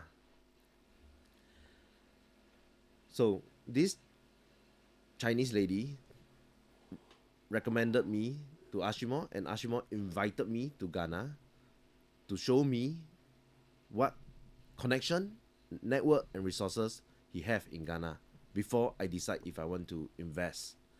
So under his invitation, I came to Ghana for the very first time on or around May 2024. He then bring me to many big people in Ghana to show his power and his network to me. As I do personally meet all these people, it convinced me to invest with him. He then asked me to open a company in Ghana with him, as he said that this is the requirement for me to supply to the ECG in Ghana. Therefore, I took his advice and I invested. So, who were the big shots that he introduced you to them? Who was the big person? Oh, so yes, the big persons. Yeah. He introduced me to like the current president Mahama. Wow. Yes, so I met him personally as well. And I cannot remember the name. Okay. Yeah. He met Joshua Labi as well. Joshua Labi? Yes. Professor Joshua Labi? Yes. Okay. Yes. So I met all of them. So, you know, all these people is a very key personnel in Ghana. So it made me convinced that Ashimor is a real person. As he himself told me that he was the minister of Ghana. And he told me that he have all the network and resource with all these people. That's why, you know, I believe him, because he really bring me, and he told me that he's just one call away to all these people. Yeah. And because of all these things, I start to invest. He then, after the company is open, because I went back to Singapore, he start to tell me that he gotten the ECG contract of 1 million and 6 million USD. So, but he told me that the business in Ghana, because our company is new, we need to give deposit, so that to show our sincerity and our capability to supply the cable to ECG. And your financial capability. Yes. Okay. So of course I do transfer the money to his personal bank account, as at that point of time he told me that the company bank account is not open yet, and he asked me to transfer to his bank account, give him cash, and therefore, because of this business that he promised to me 6 million and 1 million USD from ECG directly, I proceed to give him 10% of the money. And he also told me that this business required 10% of which is how much? Which is 700,000 USD. 700,000, okay. Yes. So everything that I say is with proof, with bank transfer and pictures of the money that he took. So it's all attached in my exhibit, in my suit against him. So as much as his lawyer deny it in the air, but I mean, let's the evidence speak for itself. Okay. I'm very surprised that they can just, you know, tell lies to even everyone and try to make people believe their foolish act. But let me carry on with the story. Okay. Yeah, I don't want to get too emotional. We are listening. Okay. Yes.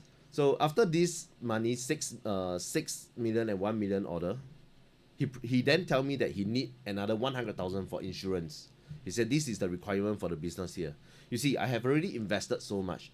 There is no reason for me to stop at this time. Yeah, because if not, I will lose everything. Your hands were deeply in it. Yes, you are right. So I proceed to give more, another 100,000.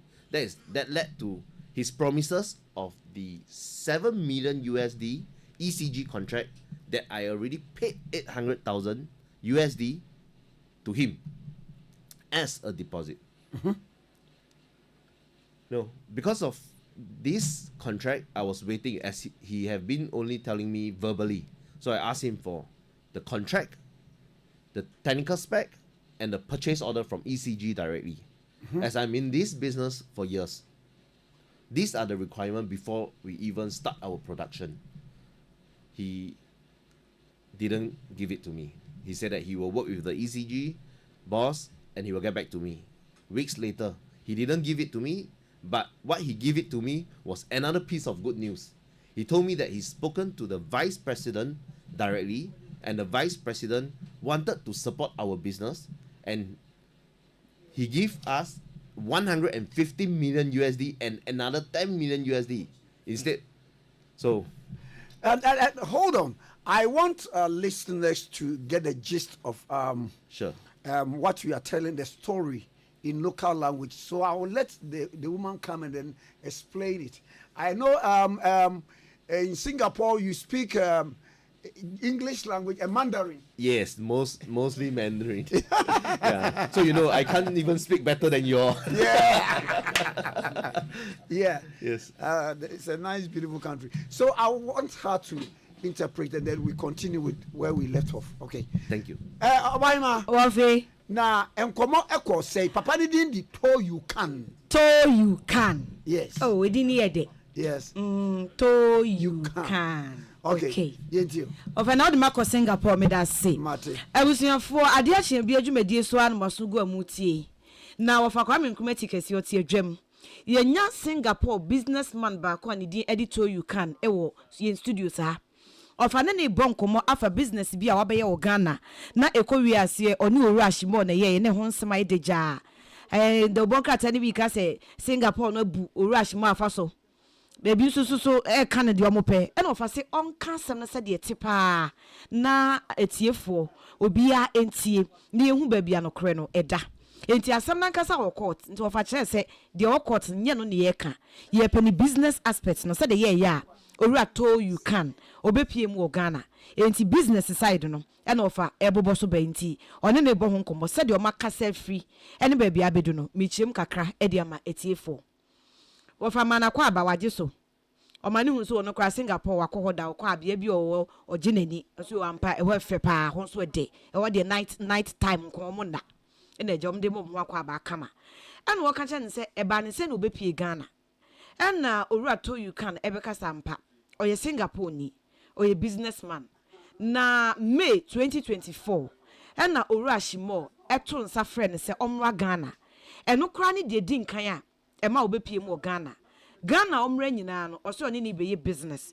enti omra eno ne man bae na Owurashimo akra di kan ka chen so no Ashimo no e minister oni ni mpanyimfu akuku dama kese bebre enti oba chese business no kra de eye koko ena Owura to you can agi ni die ena obepie Ghana ampani ampa oba Ghana no ode ne chiechi mpanyimfu atitiri bebre o mampanyi John Dramani Mahama kra ode ne chia no Professor Joshua Labi ode ne chia no empanyifo bebra ono Owura to you can kra obisa na nso onye Ghana ni nti no onkai enso agye atum so Owurashimo ede ne chia empanyifo bebre enti ema wo gidi se ampa ene obehu opanyi no na se do so ye minister na sa empanyifo yi we nyina obo ne sa no keka one wo mu wo nkitawodie mapa no na watumi di bia chia no de na chese wagye adi we no Owurashimo obeka che ne say business ye omo ba be ye de wanya contract bi kra fi ECG $6 million baako ena $1 million nso baako na said oni Owura to you can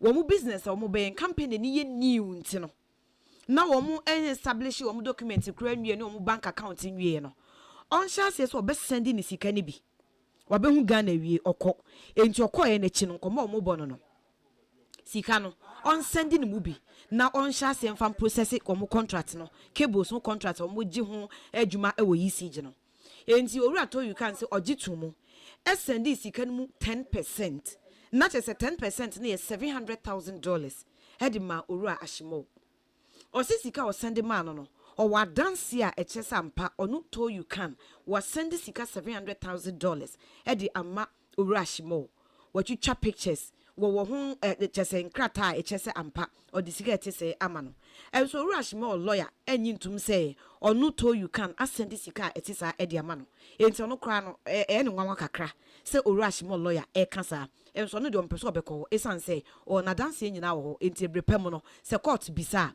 obetun di sa adanse no ama e de a che say wa send sika etisa e de ama no o send sa $700,000 match mo wie no Owurashimo san friend bi o say on sama no $100,000 eno na insurance eno mo de eye eno se ono so hu say wadi nkan de no wura business ni mo $700,000 wadi can send dada enti na chese nya $100,000 na be problem e be ya how bia enti eno so ode api so eno so okay o send wie no se ni Ashimo se business ni ye no se business so ye wura sa na ono to you can so ye businessman enti o tinema bia se technical papers bi ni document bi a be dia dance se ampa ye nya contract way from Ghana Electricity Company of Ghana no mame copy say be obe photocopy keke ana asin the omode ma wo no wo be scan keke no watwa now they are sending mo hu sampa de ye no ye koyenim wo si eno obisa no ene ochina be de be ma wo bosome ebe pem ne sa papers no ne nsa enya entoso enti wafa mo nkomobo no Tikese ha ene meti akodru. Okay, yeah, that's the part. So we continue with where we left off. Okay. Yes. So after the all these transfer and what she left with the 6 million, 1 million, he didn't provide the contract, PO, and technical spec. But did he say that he has been a minister before? Yes, he did say to me. Wow. Yes. But he has never, ever, I mean, his life as a Ghanaian. But you see, to be frank, in Singapore, you know, when I come to Ghana, he used the VVIP entrance for me. So from the immigration, and everywhere he go, he have police have escorting him. You know, those police in front. You know, in Singapore, this is not normal. Oh, okay. Yeah, if a person is being protected like that, he's definitely somebody powerful. Yeah, so he showed me all these things. Everywhere he go, he will have people escorting him, even with arm.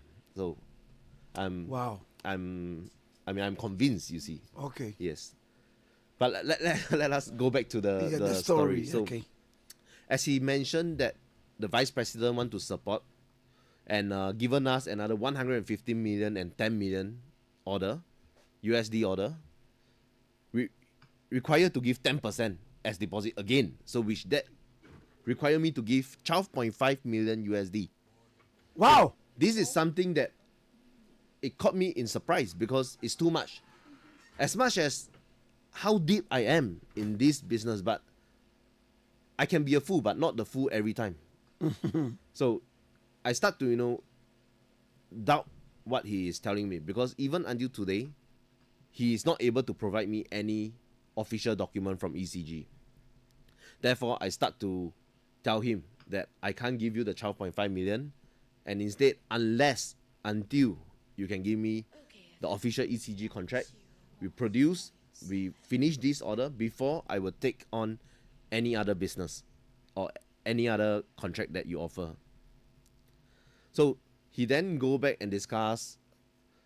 He said that he would discuss with the vice president, and he start to tell me that, the vice president is angry if I don't fulfill this 12.5 million order. The vice president is angry. Yes, and I have all the evidence from our conversation in the WhatsApp message. So hold on. Let me clarify with you. Vice President no can Baumia Sem no can okay, Baumia. Because Asem no can see 2024. 2024. Yes, in any vice president. Okay. Yes. MPP time. Yes. Thank you. So it was all on 2024. All the story that I said is all in 2024. 2024. Yeah, okay. for now. And you see, to be fair, I didn't hear from Vice President or even Mr. Mahama directly. It's always from Mr. Ashimo. So he told me all these things himself. So I can only believe him because I don't have direct contact with any of them. Sure. So I mean, something even crazier, because as I mentioned, I'm not going to give him any 12.5 million. He told me that the vice president will be angry and etc., but he will negotiate with the vice president. So he come back with a good news, which I'm very surprised. He said that the vice president, because of the vice president's support, right now he's managed to get 450 million USD order from ECG. But the good thing is we don't need to give 10% deposit. I don't need to give 10% deposit. $450 million, and you are from ECG to give 10% of this. No, he don't need me to give 10%. Instead, for this time, he said that because of the vice president's support, instead of me giving him, ECG is able to give me 50% as mobilization. So instead, now ECG can give me 225 million USD deposit. I'm very happy. Yeah. Because this will support on my financial to produce the cable. Cable, yeah. but he come with a condition, and the condition is I have to meet the previous order, which I need to give him 12.5 million first. So because of this, I start to be very I doubt his words. Therefore, I don't invest anymore. Yeah, yes. Yeah, listening. So I don't invest anymore, and I tell him that why not? Let's just focus on the first 2 orders that I had already paid the money. And if you need to wait for your election to be done before you can give me the business, sure, I will wait. But I'm not going to invest any more money. So by which time you spent how much? So it's about a year time. A year time. Yes. And how much money has gone into that? Okay. So in total, currently 800,000 USD is go into him.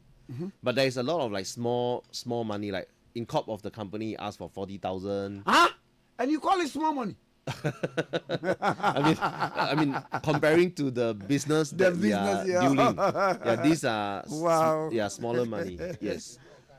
So because of all these things, I was waiting, and of course, the question you asked is that how much do I invest? Yes, in fact, on top of this, I also invest on some NDC products.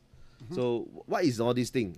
Basically, he told me that he want me to support on this NDC campaign, but I told him clearly that, I don't want to be involved with your politics because this is not my country. But what I can do is that I can invest in you. Because he told me that if I don't invest or support, our business is hard to carry on here. So he begged me. He told me that, please, you have to do something. So I told him that sure, I can invest, but I can't sponsor, but I can invest. And how you want to call it in your country, I don't care. But for me, I just want my money back eventually. So I print T-shirt, I print aprons, I print 24-hour booklet, I print rings, I print many things for him. Hi. He didn't pay me anything yet, as of now, as we speak. How much money went into that? So all this thing that I spent is about 1.5 million USD. Wow. Yeah. So 24-hour booklet, we print like 1 million copy. T-shirt, we print like 200,000 piece. It's all big quantity that he want. And there is also evidence of photos that we have conversation on all these things from our WhatsApp messages from me and him, between me and him. And I also have pictures of all the campaign products that I took, that I do. And I also have the picture of him looking at our container, stuffing and sending it to Ghana. So we have all these things as evidence, and you can find it in the annex from my suit against him as well. Yeah. Wow. And let's pause. Yes, sure. For a while, and then she interprets what we've narrated. Okay. Kwame Nkrumah guswani ora to you can. Our yes Singapore businessman no edi nkomo. Na sade ne ye kan osi onu ora ashimo wo mo nkomo bomo no. Afei o hwe ani mu se ECG contract ya waka ho asem a kire no. Obemma no contract no sample ana ehu document bi no wahwe no. O hwe ani mu a ashimo entimi amfa ECG contract mu bia amfa ama no. Ena kwa mebe mu se a wo se ashimo ka kire wo se o ye minister of Ghana. Ena o se ai o ka kire me so ye minister of Ghana. Na me to you can me gini di esan se me sifi plane mu kwa kotokwa wiem change na bia no VVIP ana o de me fa pie ye na wo hye de aprosifo kitakitatuo na ba bi obefa bia o mudi na chi bo no ho ban na Singapore de untumi nya sa ho abra wo nya obi ya wo enti ma me gidi se oye ni patitu pa enu kita se di bre na mpa e wo Ghana enti anu kwa ma ne komato ne yem e wo ne business one ne be yinim ana o se owurash mo san e ka kire ne se 2024 asem ni yeke enti samre vice president na oye Dr. Mahmoud Bawumia afi kwara de ono kwa nani age wo mo business no ama Dr. Mahmoud Bawumia oye omampanya be de che na e pese ono so be support enti to you can emfa $12.5 million emra Enti ɔse brush more kan saa asɛm na fe na nadwene enhye da nkɔ ne yie papa ehwehwe na so esan se wadi ka tuatua sika bi dada contract no wo hu sample kra ohun se ya scan ehun paper bi kra e de akere no enti so sa be ka chem say mom my Ghana vice president e interested e wo ye contract ni mu enti mi san fa $12.5 million mra na hwehwe na so enti wo se ho de wanye ready se sika no o de beba esan se na onya document bia ana orash mo ka chem say o opa ne chew omomode an so de scan beba wan fa ma vice president bubefu ni bubefu enso ekura hu say ono why minister no obehu kwan obefa so obedwudwu vice president akoma ama one na kasa na ne koma ato ne yem eno si yo mate ene ne vice enkasa enti ekirei owa na orashi mo asa the good news foforo aba good news ni say vice president ye interested kwa wo ye contract mu ntino ECG say the $400 million contract eno mo de ma na emu 200 million kwa de o mo de be ma ama chese wo de ahyase na chese to you can see nani age ohun say business deal kama para from ECG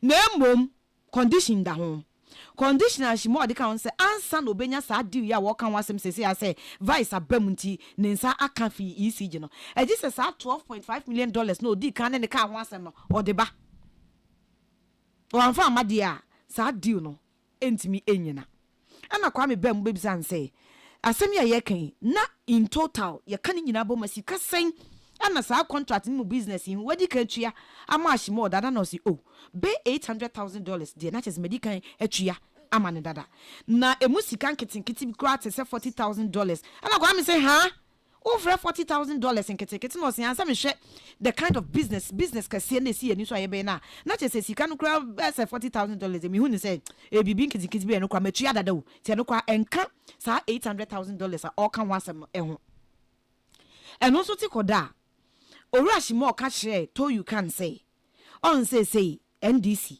omo na wo so enti NDC enso ye party gina ne na so o memu sa de na wo so otumi invest o di sika e hye NDC programs mu emma party nso ehu no anya sa omo business ne kra o mpese o me Ghana business ni ti bekeka ana ora to you can so ka charge mo say Ghana mo politics here me de mani nye ho after all some me nya Ghana ni me de me businessman business na mba be ye na wa manyo sem ya person de mi rerem ye eno so pa ne chewa no sewe wan fa won ama ye bibisa ye business na ntimi mfa ena orato you can so catch ashi mo say okay eni metimi a sponsor NDC wo mo project bi na mom tika bi a me de best sponsor NDC project ya wo pesa me ye de magi se sika no ebio mesa agi se sika no eno see you eni ekowi ase NDC t-shirt a wa print be say 200,000 copies rings a wa ye aprons a wa print 24-hour economy books a wa print eni nyina ho ka be $1.5 million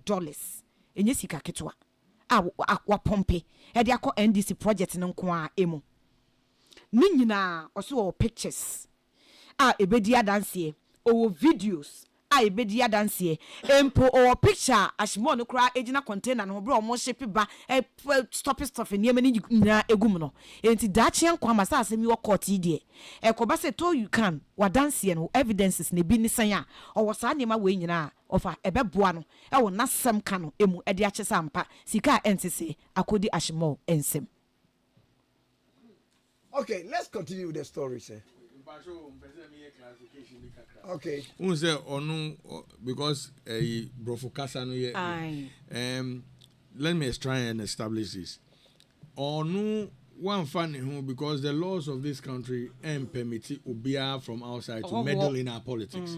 So I think so can waba ebia insist ashimo no na be pan cho say wo de yemame me ashimo wo na me tua sikani back to you. So for no investment and yes good yes investment yes on fan sponsor now Ghana momo be fa no but on the or the mount into your no one sponsor so be gi sikani back one sponsor NDC and onye for the Abraham Debi so what pan chew so onye mount says can dey or can say or be gi okay so we continue with the story.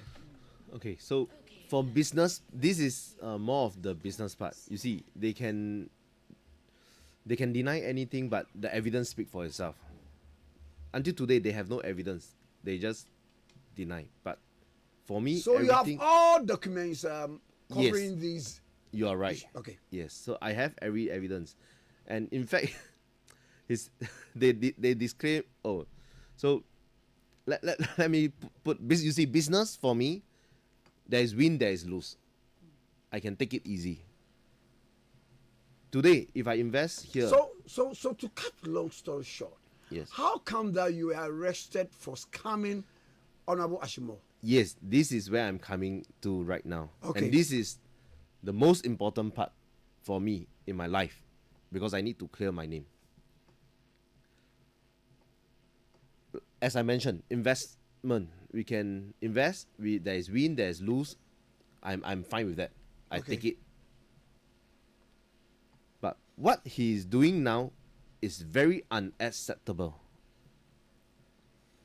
I told him that this business, if you can't do it, I want to speak to President directly and see how he can assist me, because indeed I already do all the transfer and give all the money. It's unfair.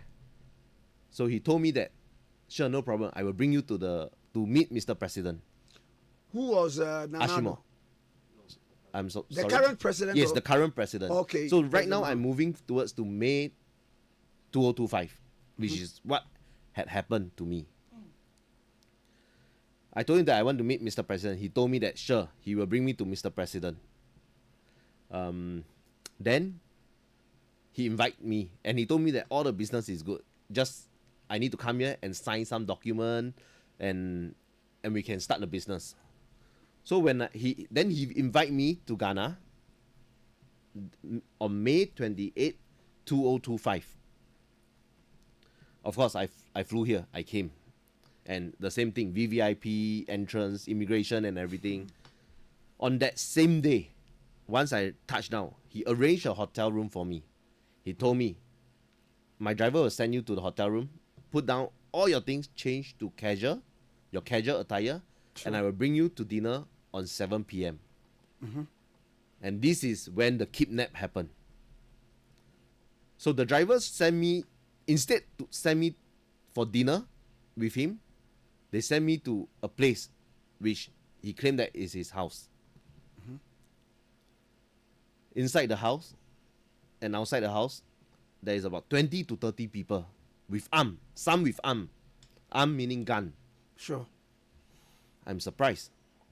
Then he start to tell me, he set up everything. He tell me that now, I will put you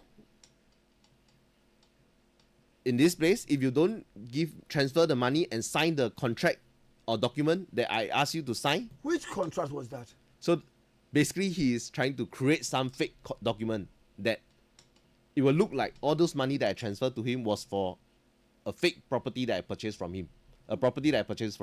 And what I say now is with evidence as well. Because after that, I gotten from the CID some photos, which I will share with you all later on as well. So he then threatened, he said that right now, his government is in power. His party is in power. He controls everything, even the police and everything. He then said that right now I will send you, it's either you transfer the money, I put you here, if not, I will send you to the police, and within 48 hours, the police will definitely charge you and charge you to court without evidence. He said he won't let me speak. He will send me to court and he will make sure that the judge won't give me bail. He said that he will make sure the prosecutor stop my bail and give me remand for 2 weeks. He said that after 2 weeks, he can also make sure that I will not get bail and I will still get remand another 2 weeks, so on and so forth. I'm surprised that he mentioned this, because in Singapore, if without evidence, you can't just put me to court. You can't just charge me to court. Yeah, we all belong to the Commonwealth, so it's prevails here too. Until you hear what I go through, you will be surprised. Okay. Yes. So, in short, I was still quite confident that within 48 hours they have to release me. Oh, but no. The CID asked them to provide evidence. They don't provide evidence. They just tell the CID what to do. During the days when I was in the cell, even my CID cannot bring me out. Once my CID come and bring me out, they will call my CID and say, "Why do you bring the suspect out?" He told the police there and the station officer that nobody can speak to me, even lawyer.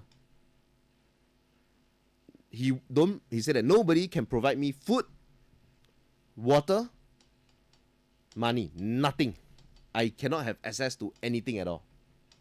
And they just stripped off me to one underwear to go into the cell, and I have only one underwear. But of course I told them that my underwear is small and everything, and I said that I need my pants. So I negotiated and I got one pants. So for the whole 5 weeks I only have one underwear and one pants. That's all. You are in there for 5 weeks. Yes. Okay. So because of this situation, he controlled. So did the police tell you the crime that you've committed? You see, the police don't even dare to talk to me. The CID just tell me, "Oh, he's the regional Accra chairman. He is very big. Just settle with him. What he wants, just give it to him. Your safety is concerned." Then he told me that right now I'm in a very dangerous situation. I may really die here. So he tell me to just listen to what the chairman want, give it to him. Your safety is the priority right now. I mean, I thanks the CID for advising me on that because he's concerned of my safety. But I just feel that it's not right. The story is even crazier when, I thought that nobody is above the law. So everything require evidence. But what? Okay, let her interpret what we've just said, okay, so sure. that we continue. Yeah. Owura told you can say business no aside no, and na waka kyerɛ no. Na business no side no ebepem enne. Owura shimo eni adansie bia wode eba. Na lawyer fo nso ni adansie bia. Enso no de onim say eye business no koma ubetumi adi nkonim. Ubetumi nso ahwere bibia lucy. Enti ono ye businessman no de oho no enha no mpo otiasie sa. Enti business side on the fancy wo. E na wo fa bam baby san say na owura to you kai then ye be chi wo say watchi owura himo adi why ni dwirim no.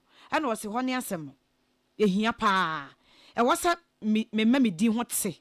Me clear me din. E ma obi e hu se de asem no esitie. E san sa de e koso no entwa yi. Na o se owura himo enya de a na ohwa business obetimi aye.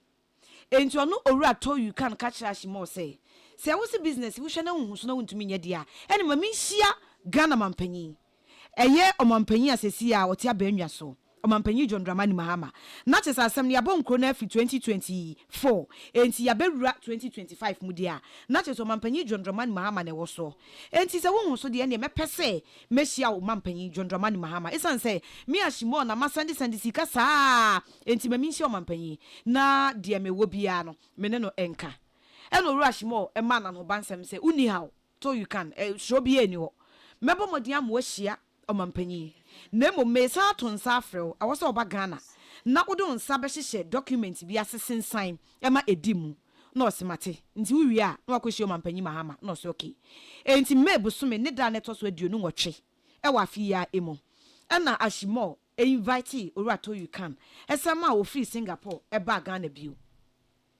osi anu so bedu kotika wiem hye gina bia che say the same process na VVIP ne de ne faye aprosifu edi na chi omukita atuo ni ade na che say the same enti de ohun kane a obae no eno asensi bio na che say gidie na eno owumui na when na owura Ashimo e fa ne we no so me driver edu beko hotel maji hotel amaw enti ubeko wakwasesa ho kama patade bia wa ofili say ye kama casual wo bi na wahye anwumre be 7 me driver be ba be fawo na me no wahia kodi na yatonsa na kyese yadidi eno so yumate ento ɔkye saa da na enwumre ɛna driver na owura himo osoma ne sɛ ne driver no ɔba hotel ho ɛbɛfa no na de na ɛyɛ ɔno owura to you kan nwanwa sɛ driver no bɛfa no na ɔhwɛ kwan sɛ yɛde no bɛkɔ baabi a kyesɛ yɛ ebia yɛtena se yɛdidi sɛ dina de baabi a yɛsɛte nnuane bi apa na bibi baabi yɛkyerɛ sɛ ampa yɛkɔ dina na de ne nwanwa ne sɛ driver no bɛfa na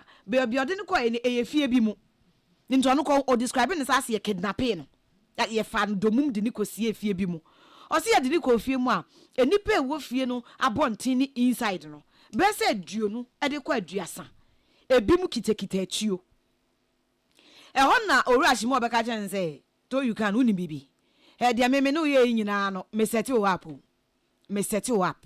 wɔn ha wa bɛhyɛ sɛ wopɛ wo fa ho di a ɛyɛ simple sika na aka na mepɛ sɛ wotua no bɔmmɔden atue sika no ma me document ya me de bɛma wo sinsan ɛneɛ na magya wo na kyɛ sɛ wokɔ na nyɛ sɛ a wonim ɛha wa bɛhyɛ meme maban na ɛwɔ so mimi control a prosifo de me meka no ɛne wo moyɛ na also bɛyɛ wo ho kyenkyenkyen document no wo nsan a na fuam yenu ntam within 48 hours no metimi ama prosifo acho ne a charge wo wanu asɛm kra yɛ ntie bill kra yɛ mma obi wo bɛ wansi ade wo bɛkɔ akɔhyem bɛkɔ remand be 2 weeks na wɔtwe mienu na wɔtwe mienu akyi bɛ san de wakɔ remand foforo bio 2 weeks bio na kyɛ sɛ wo kra no yɛ ma wunya mfa hodie ana Kwame bisa nse na document bɛn ɛna na Hyemo si efie no mu on sign no ɛna owura to you can ebeka sɛ ɔhwɛ document na Hyemo de bɛkyerɛ na asɛ ɛyɛ dada kra fake document bi a wɔno a Hyemo na trɔtrɔ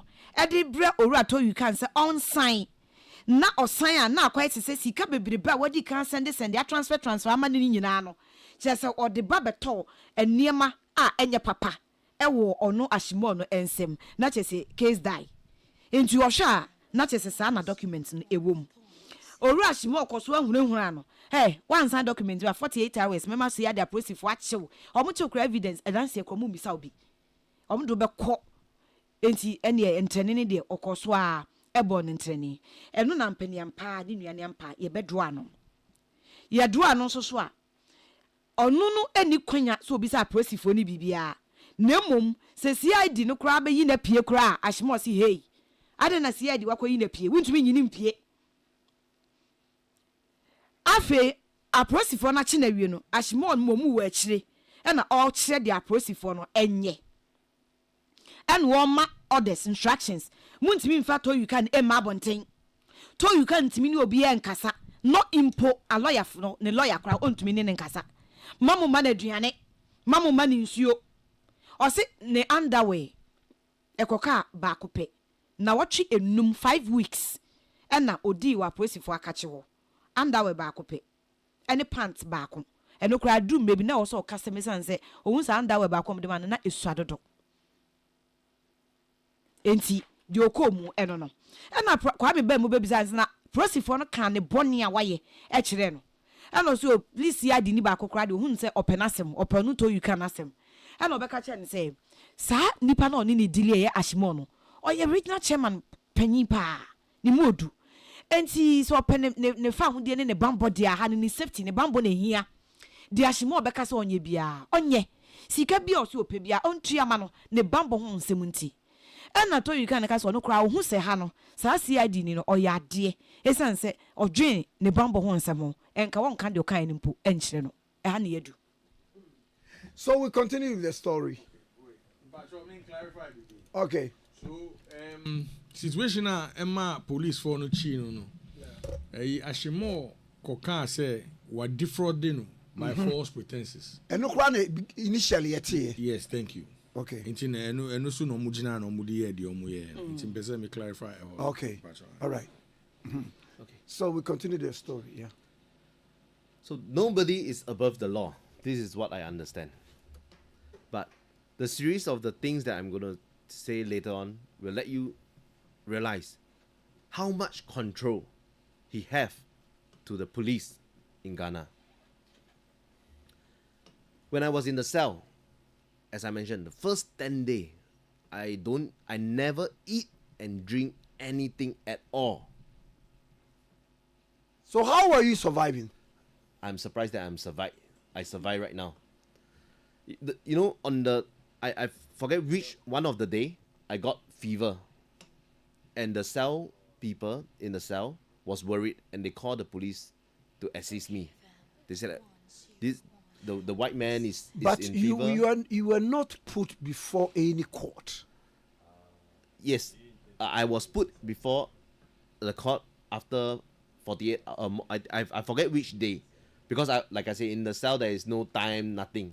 Okay. So and when I go in was, I think, Thursday or Friday. I cannot remember which day, but basically there is weekend as well, so it's not counted or something.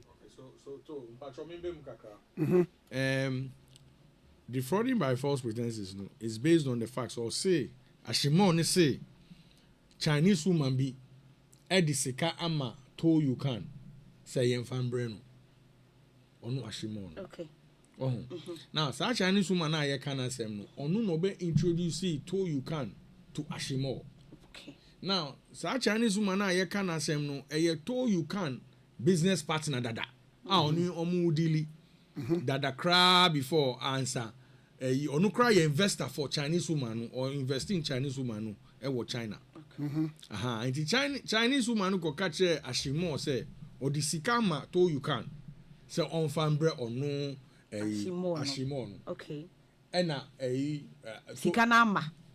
Okay. And only situation in nti nani ofa bisa to you can say no kre say Ashimo man China is man it true that your a certain Chinese woman gave you money ostensibly to be given to Honorable Ashimo, of which he not? Of course, it's not true. In fact, you see, this whole story, this Chinese woman is actually in love with Ashimo right now. Oh, that thing. Don't let us bring that in because we don't have evidence. And then I have evidence, and they are going through divorce. Let's continue the story. Okay, sure. Exactly. Okay, so let me go back to the story. So for when I'm in the cell, I went to every day. Ashimo came with his lawyer, his brother, and came here to threaten me and tell me that if you still don't surrender, if you don't give the money, transfer the money to me, or you don't sign the contract that he draft, he will let me rot and die here. He said nobody will know that I'm here because he's in control of everything. And one day, one of the time that he visit me, he bring me to a room, which is, I believe, is the station officer room, with the police there, the station officer there. He took my half-naked picture, and when he leave the place, he sent it to my brother in Singapore. And he told my brother in Singapore that if my brother don't transfer 5 million USD to him, I will rot and die here. Do you have evidence to this effect? Yes. So he called and messaged my brother with his number.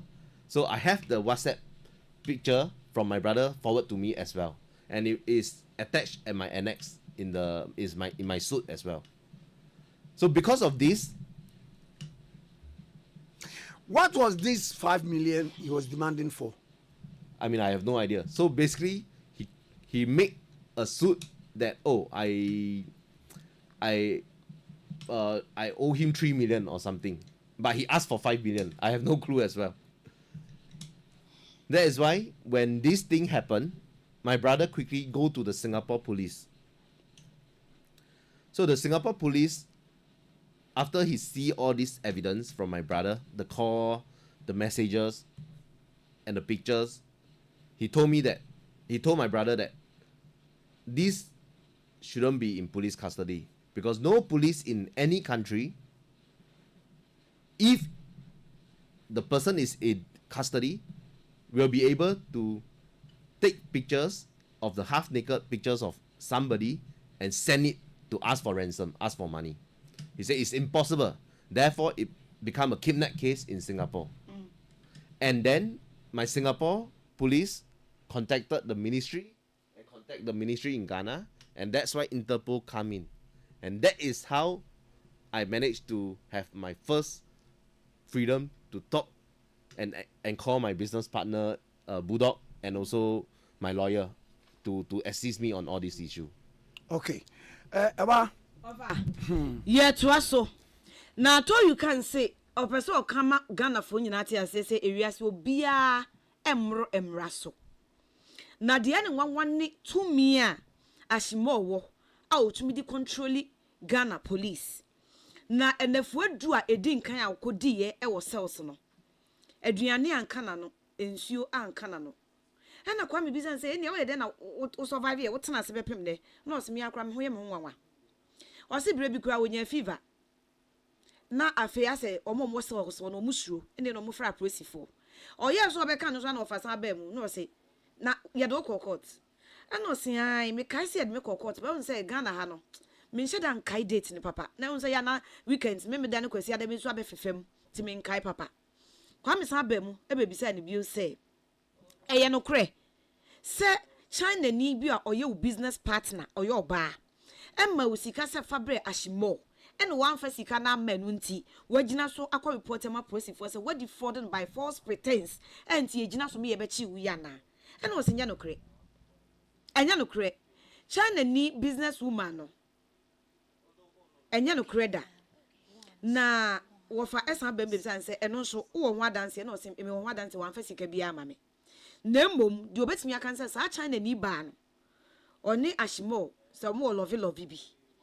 I just say enya divorce kura ebebe no fa se menko esan se ho no ye ni adanse no se me de mo adanse no fa so de ye mfe no nkyere ho e no si yo mate ti yemra se ho asem no so enna ora to you kan beka se ho no de bia ashimo so odi wa koni aba ni oba one no lawyer omo behunahuna no se wan fa sika me pe na mame se sa document wan san a ubewu ada ha ube pro ha sei e wa brekwa wa busuafo kra obi ehu se wawu adaga na se ha esan so obi anim se wo hya obehunahuna ne sa na okọ na dako de ashimo eba be frɛ no call police officers baako office na ode ne call ho no na otwa ni mfo yini a oye half naked ase na dajamu efa kakra bi eda ho na ashimo ni twae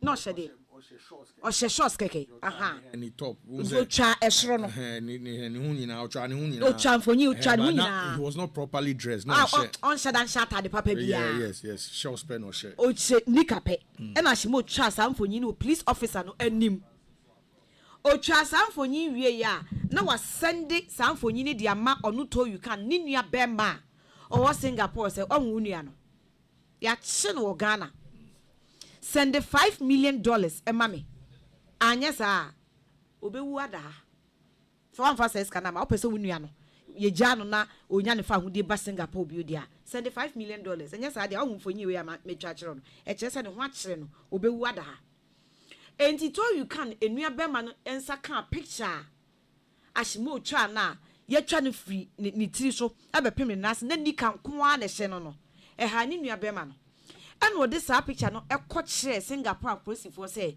munshow minua ehwo akwochire no Ghana na yesi Ghana police for ache no akwadu edebo ne say defrauding by false pretense ama nipa na wo se minua na chi na die no and wode ni mfonyi we twa no picture we di ache me say minhwe minua na wo police for akache watumi nya mfonyi we di beche me say men send $5 million emfamra nya sa minua no be wo Ghana cells enti Singapore police for to you can ye channel half naked info nyina woni nua ne phone so no enom say what enya no kre da say wonua be ma to you can o wa prosifo akache e wo Ghana na obi ani ho a aprosifo ache na wo mo di sa kwadu abo no defrauding by false pretense o wa aprosifo akache a we betimi atwa no info nyina oye almost half naked sa enya allowed ye makwan sa enti ya no kre enti yen Singapore police for the ehu sanfonyin say wunua no kidnap no ya kidnap no enti ema Singapore police for bemu eno na Interpol bemu no ema wo mo frɛ Ghana minim say foreign affairs ministry no mo e call no be see you say san you ene wo mo yeye wo mo calls eno na ebema to you can watimi anya fa ahodie enso anya fa ahodie mua just watimi apie efi police cells ho sa fe the Interpol abam enti abɛhu sɛ sɛ Singapore di hye bi wɔ ha enti yɛamfa mmara kwan so ne na ani a ebetimi ahwehwe aso kakra enti ano na yɛbɛtimi akasa fa ahodie kakra ebepie abowatimi apie a wotia ɛna onya akonya no sɛ me business partner ba ko Ghana ha oni Boo God enti ɛne contact Boo God ɛma ne lawyer nso otumi contact na yɛnso yati bia ɛna wode wahe. So let's bring the story to an end because it's in court. So finally, what do you want to say?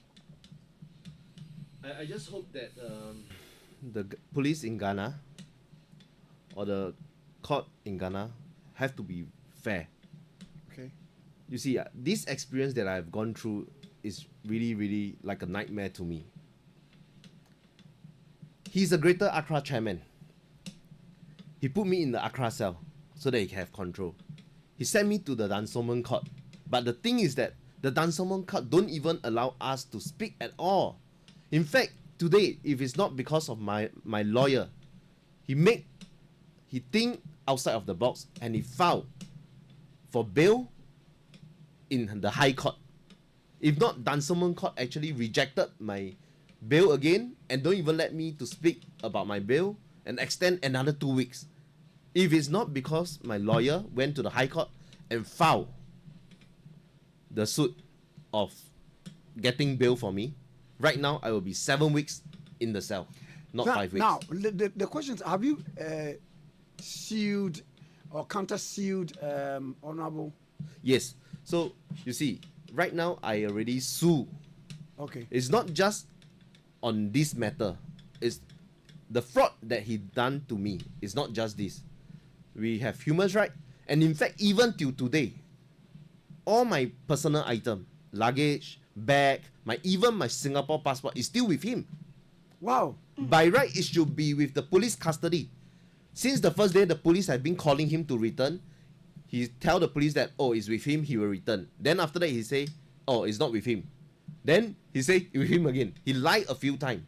And he even tried to put my things back to the hotel. He went to the hotel, tried to check in, to drop my things there, but the hotel know that this is under a police case now. So the hotel don't dare to receive it. So the hotel told them that, we have no room to check in. And they took my things and left again. Even until today, finally, we tried to pressure the police that I need my things back. And the police arrested him now, but he's on police bail.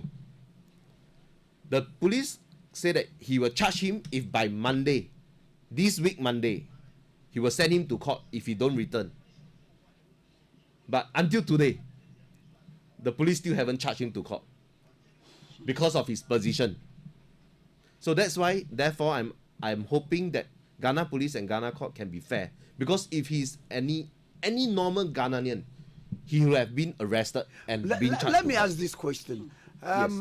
You say you have these or all these informations on your phone. Yes. Are you sure that by this time it has not been deleted? No. So all these things I have already sent to my lawyer, sent to all the people concerning. Because to be frank, one of the day he tried to call my CID when I was in cell, and he told the CID to take my phone and give it to him and destroy it. He also told the CID one of the day that 1 a.m.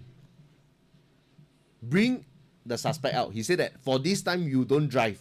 He will send people to drive to pick up the CID, then come and pick me out. Who told you this information, or who gave you this information? The CID.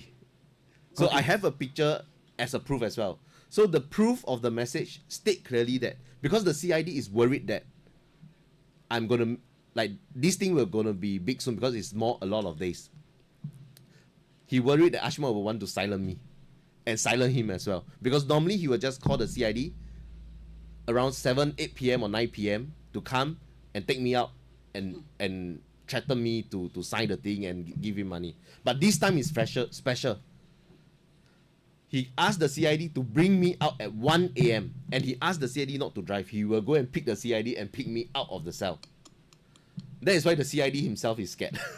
So the CID said that, he asked his superior, and his superior said that, no, you shouldn't go, it's too dangerous. And after, to be frank, after this case, these things that happen. Recently, Ashimo just posted a disclaimer saying that he don't even know who am I. I'm in fact, I'm happy that he posted it now, because after I went to do some research, he was jailed before. Ashimo is jailed before for human trafficking, child trafficking. Don't let us bring this, please. Okay, sure. I will keep it. I'll keep this. Thank you. Yeah, but it's too much that right now. Yeah. I mean, okay. I mean, let's okay, let's end it now. Yes, sure. So the case in court, and then as and when we gather other information, evidence, or whatever, we call you, we invite you, so that you share with us what has been going through. Thank you. We thank you so much for coming. Now, Angebudo. Yes. Neso we di nke party asenka betimi abemama. Okay, to start with, say na wa bo nkomo ni nyina no. Enye ade a efa kwan so. Sure. Me a party ni His Excellency John Dramani Mahama no. Enye saa na otie. Ye nyina ka hu na ya fight ma His Excellency John Dramani Mahama yen papa Abba Power. He's a man of justice, a man of fairness.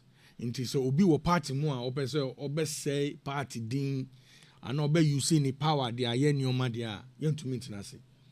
That is the first one. Apart from that, so to you can no or you be a madam for being a recommending no mami say or you be a investment, a lot of investment. So me not touchy base on a few days on a few occasions say on be boy entertainment industry no ha. Inti say ye pe obi ababa be boa ye de ye wo ha na ye di ni be fa kwan we so a enye na de na akoso nyina no egu ye hu fi. Apart from the fact say egu party ni fi no egu Ghana mine nyina fi, because oye adishie wo baby nti okoka na same way wo Singapore and now kokan wo baby asien and baby. What is the reputation for Ghana? Na me kako pa. Yes. Yes, very, very bad. So we enye say mini honorable Ashimo were the same party intimate nasi. And I make us we there be enye ade enye. Besides that, nipa, he's a human being. Yen treat nipa sa. Inti the course in the any kwemukra, and I think say we all should condemn it. Okay. The papa. And I said now I can no. Obi tifio. I then I would di echi na. I mean to start with. Obi abusa asem. Oh, ebi muka. Yeah, party for bi enye mpanifo no. I mean some of the grassroots near their frefre. And no muka. And I make us say to start with. Yen fa ni say yam papo say Chinese ni no. Maame no asendi sikama to you can cry. Sa sika no sendi man no enye ha na esi ye. Enye this jurisdiction. No, every matter has a jurisdiction. What you say? Into obi a transfer scam obi wo baby a. Who efa ho ben. Now, aden na uju asem no uju adem no kra untumi nti ase. Se wo se wo ni maame ni dada. Aden no transfer sika ma to you can so on farm out. Aden one send this kana ma wo directly.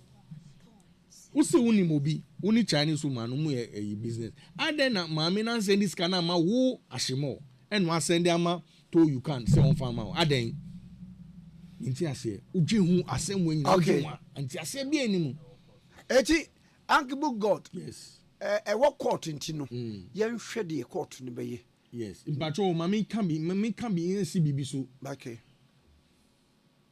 There is no court of competent jurisdiction in Ghana.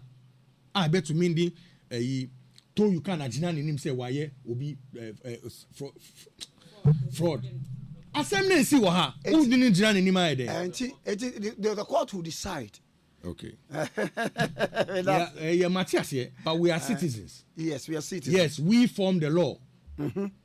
Nti yen kan senate here. Yen kan senate. That's right. Meso me da sepa. Oba shiremu na ayenfa of anti dear na oni to you can ebo no pon ubi san say nti ne krakra ne say. And was in the krakra ne say o gidie ana o hwe kwan say Ghana police any Ghana courts ebema pepepe ye fairness aye adwuma esan se the experience and the wa fam no enye na Orash mo ya oni ni dili oye Greater Accra chairman watumi ama prosi ache no watumi ndi na kopi mo danso man court na no masem kra di no kopi okra ye ntie ye misa no he o pe ni lawyer pe bi o ama no danso man court ampere tinya ni lawyer ene man ho ye ha ene ko file ye case e wo high court e ma onya bail enka 7 weeks na watching sunia wodaso a ehye cells. Okay.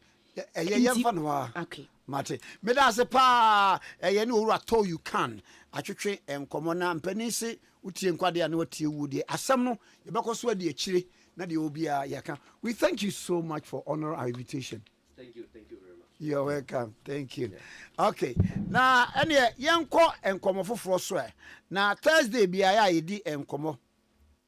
Na ye ne Dr. Duboatin endpoint homeopathic clinic enso so emfa nkomo kakra bi emfa entoa so na fe ye nhwe sene susande bode hunu so ebefa doc me mo ache Kwame Tikese me jo so na umpomboko de Kwame nyanko panda roma ahoden wo ho me ho ye pa yo na endpoint ho so ete ho te sen Kwame ye guso bo adwuma ye guso ye free scan for prostate Kwame ye guso ye se bema bia no a ofele se obema mu ye wo ya emu hihye wo dun so mu pai mi no ama se emu kura anya wo sa na emu no wo fufun se wo fie no watcha 40 years and above I mean oba endpoint ya scan na you free and a lab ya 300 Ghana cedis sa so ne ma no so no wo se wutima no emayi ana se obi okra no a wonyem enso so no na ontima ebia me bisa se wonyem na wuntima umense se me hefa na eko ana se wo pawo a ame opeso ye se no ma ye de check sa de ne ye lab and scan endpoint ye scan no ebo no efri ho the lab ye trend Ghana cities and sa ni pa so ba o de be check hormones so check infections ni na no and no cause trend Ghana cities the come ye guso ye boy jumo nti me no kasa ya was painted through shell sign board Tema committee 22 Master Chronom Aboy here. You were Juma to 7 p.m. See, I'm Samia and also. na dokwe enem pese di nkomo bi na nkomo no arise from say na no Dr. Bia owo komfonochi yete ya ne se wono oye osafo osankrofo yare tim no okọ yekwati obi a wono so ena ayi onabo enes yakumi wono so tim no okọ ene pese adwini yare a yefre no angina angina na ye ka angina pa ne nkyerase ene sen Kwame me da se pa we dem se ya sefam se ohe youth that ye ohe onabu ya bo ni din a Kwame we young person kra I'm told he said he's only 40 years na ohe said ye nim die ene se bi akwatiafo wanya gidi woni mu na mato aba ma no abonim se obetimi aboa asolve mu problem Kwame otimi efri mu popi mu sa no a na asefem and ye bekan nyina se de ya na esika no ye se wo kurade a kwantimi nye demo Kwame yen ya tiekire no na ye de bi aye adisiade na yetimi aboy ho ban going forward Kwame mpembebiri no ano obetie se obi anya heart attack obetie se obi akoma na seize obi anya heart attack obi anya cardiac arrest obi anya stroke Kwame obusa ho se na saa akoma yade no a ebi mutimi nya na to anse no Kwame ya na ebompompo ye bi ana ya na de ne ya na etaji ne ho adi sabi nimdie mu no any experience over so many years of working at endpoint no Kwame who me say akomayade emma prekope nkumnipa at once sa empemebiri no anu egi ne ho adi kakra asana eyi ni wadi no ano ebedu mebi na afi no ese akoma no kwa na de ba kwan a akoma no yi ni ho adi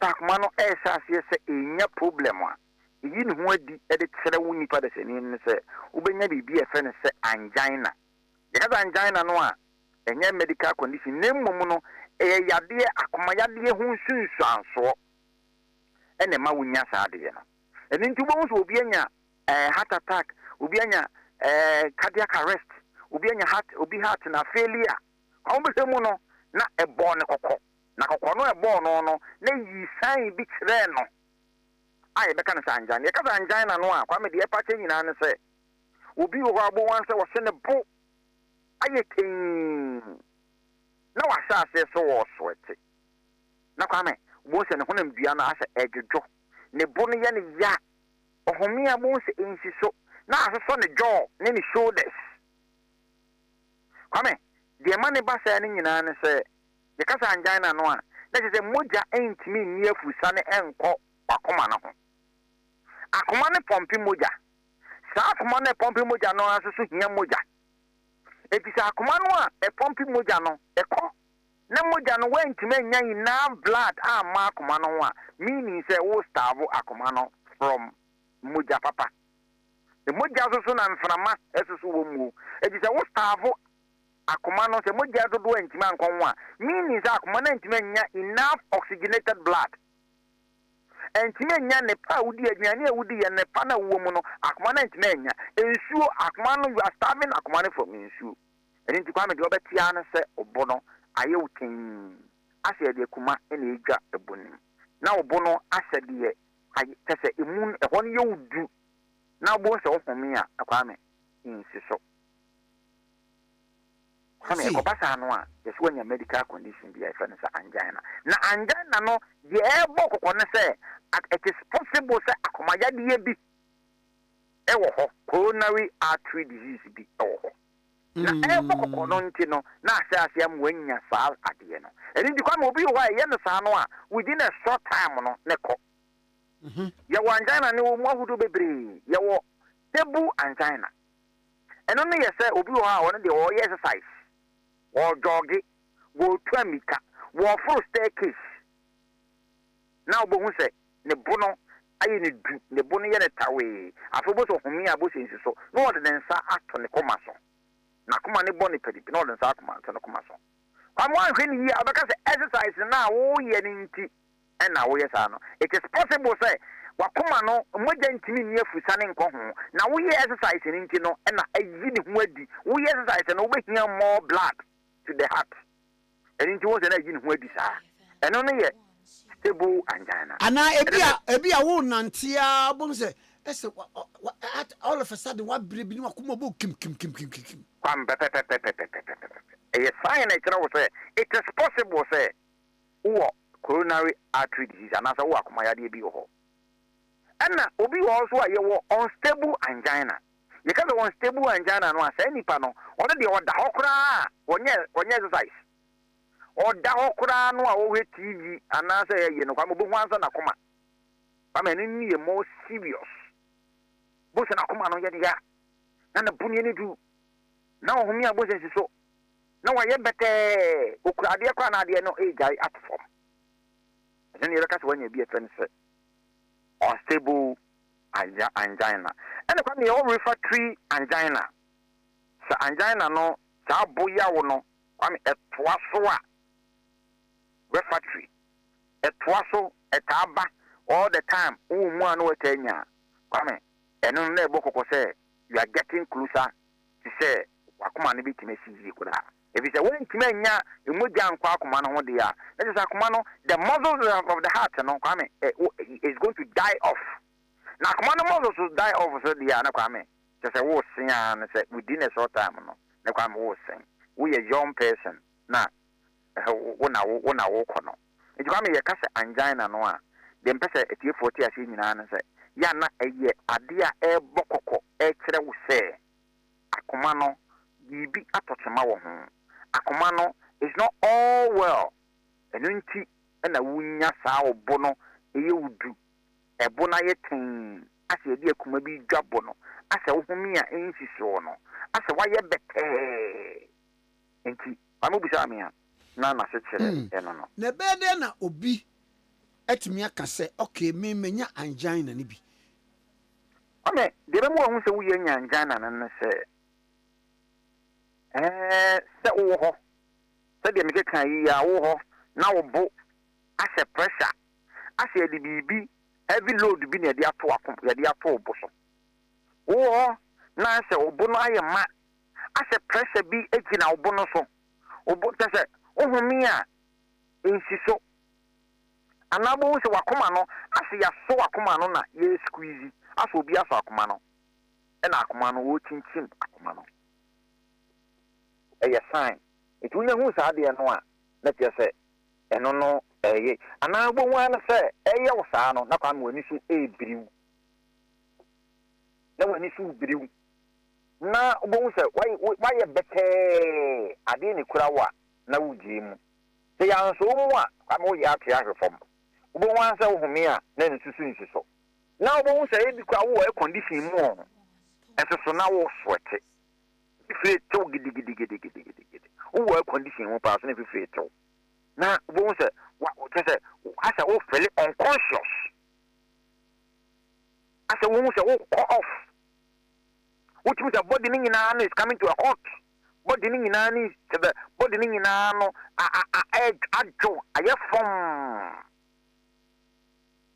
ama onya hu saa de wi a obi kura timi sa so obowa na wanya chest pains heavy chest pains the synergy aso sine the jaw and then the shoulders Kwame asefem ewo no enya easy saa because when you go so power who the echo within a short time na Kwame e do wo sen eti we mo ne science ya wo hunu se we benya angina sa condition no a e kire se moja ntimi ni afusa ne akoma no no a en fe yi a e betimi di akoma no e betimi ma akoma na sisi kura no Kwame na e kire wo sa okay na mibisa die ne kofa we num eba causes and risk factors Kwame e no more kofa angina ba no cholesterol se Kwame wuntini no mu arteries no na bo se salade aye be kan se plaque esisim etobi wo a enam se ntini no masisi ni ntino akoma no moja ni ntimi ni afusa ne enko na akoma no ho ya akoma no kwa moja ne kwa na akọ ayedai na apem kwa na apem enti esa no a estavo ema moja ni ntimi nu akoma no ho enti etimi kan se ischemic heart condition that is moja ni ntimi ni afusa no ina blood ni ntimi pushi enko akoma no ho etimi de saade ne bapa enti cholesterol anase fatty deposits aba wuntini Kwame etimi de saade no eba hypertension so Kwame etimi de saade ne papa so hypertension na wo mojambroso eno so eya ade a mpem bebiri no ano anase obi a oye anemic wo ya anemic so a na je se wansa no moja no so wat dada enti no enya ade a wobetime nya enough blood eso so e de akọ akoma no ho enti severe anemic wo severe anemic so a Kwame eno so etime de ba ana obi a by virtue so obi wa akoma yade wo akoma ya akoma na sansa no bi akoma na yekese e bi akoma na ye weak e bi a ye fene se ho in heart ana se wakoma no dokuru abedi da akoma nim Kwame ni nyina eno so etimi ekofa saa wo ye ni etimi de ba ana so obi wo kra no a ade ye de ba no risk factors se bi wo omo smoky se wo smoky a na wo smoky more pa no a Kwame etimi smoking no saa ade na wo smoke mu no emwa honam dua no ya ade a empem bebiri no ano eno no etimi weekend wo heart muscles no smoking se wo na wo ye secondary smoker ana se wa na wo smoking no Kwame smoking no effect etimi ma akoma no the muscles of the heart no ansansa no etimi weekend no ma utimi kokonya saa yiwe Kwame obi so ha na akosa akoma yade no na wa abusuam obu ana e family trait ne maame akoma yade ni ko no the grandfather bi akoma yade ne maame ko nwanwu ikura na akoma yade e wo no so ɛno so ɛyɛ adeɛ ɛwɔ hɔ paa ɛna Kwame by virtue sɛ nipa yɛnyini no ɛna me yesusu ko nya saa deɛ wu nyini na metabolism sɛ deɛ aduane sɛ deɛ digest ne yɛ lifestyle no nyinaa no lack of exercise yɛn exercise ɛmbɛne excess cholesterol wɔ ɛho na bianim Kwame ne nyinaa no ɛtumi kɔyɛ some of the risk factors ya ɛtumi kɔfa adeɛ ɛfɛ ne sɛ angina ɛba bɛhwɛ nipa da sɛne sɛ obi wɔ bi ne wampɛ ho asɛm amua obi so wɔ kora na ɔpɛ ho asɛm buae nanso ɔbɛka sɛ ma no num nura nkɔ makɔ hospital a menhunu hwee mentira mbaa bi na ewu baako ebewui the complications in it is saying I mean the complications of angina and say it kofa baby and say heart attack akumano can be attacked now akumano get attacked only when buja a block it from reaching the heart now bones say heart muscles no as say die off muja na ntima anko amframa anko bones say as say akumano muscles no as say die and as ewu it means to cover baby repeated of it of angina no so team cover baby fence heart failure bones na heart ni na I weaken so ho na bones and so class so afili and say baby be can say cardiac arrest akoma no it means stop it after the akoma na dwumadi the primary function of the heart I also think the pumping muja fa honam bia no ho nyina no enam say akoma na ntimi anya muja nti akoma no muscles ni nyina awuo na enye you know na akoma no stop it from beating Kwame yamfo an no hospital ntamo a be nya media na do hospital kwa na say yantimi amputu a lot of pressure emergency yantimi am adu a betima say heart muscles na die off no ye betimi activate no a Kwame de wo sen edinti e sai ade we say yade a etimi bani paso a Kwame mani pa wu ofinimu premature death iwu a Kwame ohwa brantie ohwa babawa na ohwa no atumi se then pa we say there iwu emo no nkra bo wan se eno a uhu nipa no eno akwa me nipa na kasai but esizia Kwame na honam biari nyina no esi pensionen so ho na nyina fa no ha me wo die no kra anya sa no kra no a ensizia akoma no enya nyina blood na antimi am pompe that blood not to the rest of the body no muscles ni wu a akoma no ntimi pompe moja ne nko honam bia ne ba bia Kwame utimi konya bia fence stroke kra nti the complications of it ne quite lead to stroke nti bo se moja no ntimi pompe akoma na wiki ntimi pompe moja na dia kwa adwene e moja so ina blood anko adwene mu a e di stroke na nam so when ntimi pompe ina blood into the kidneys now kidney kwa so timi feel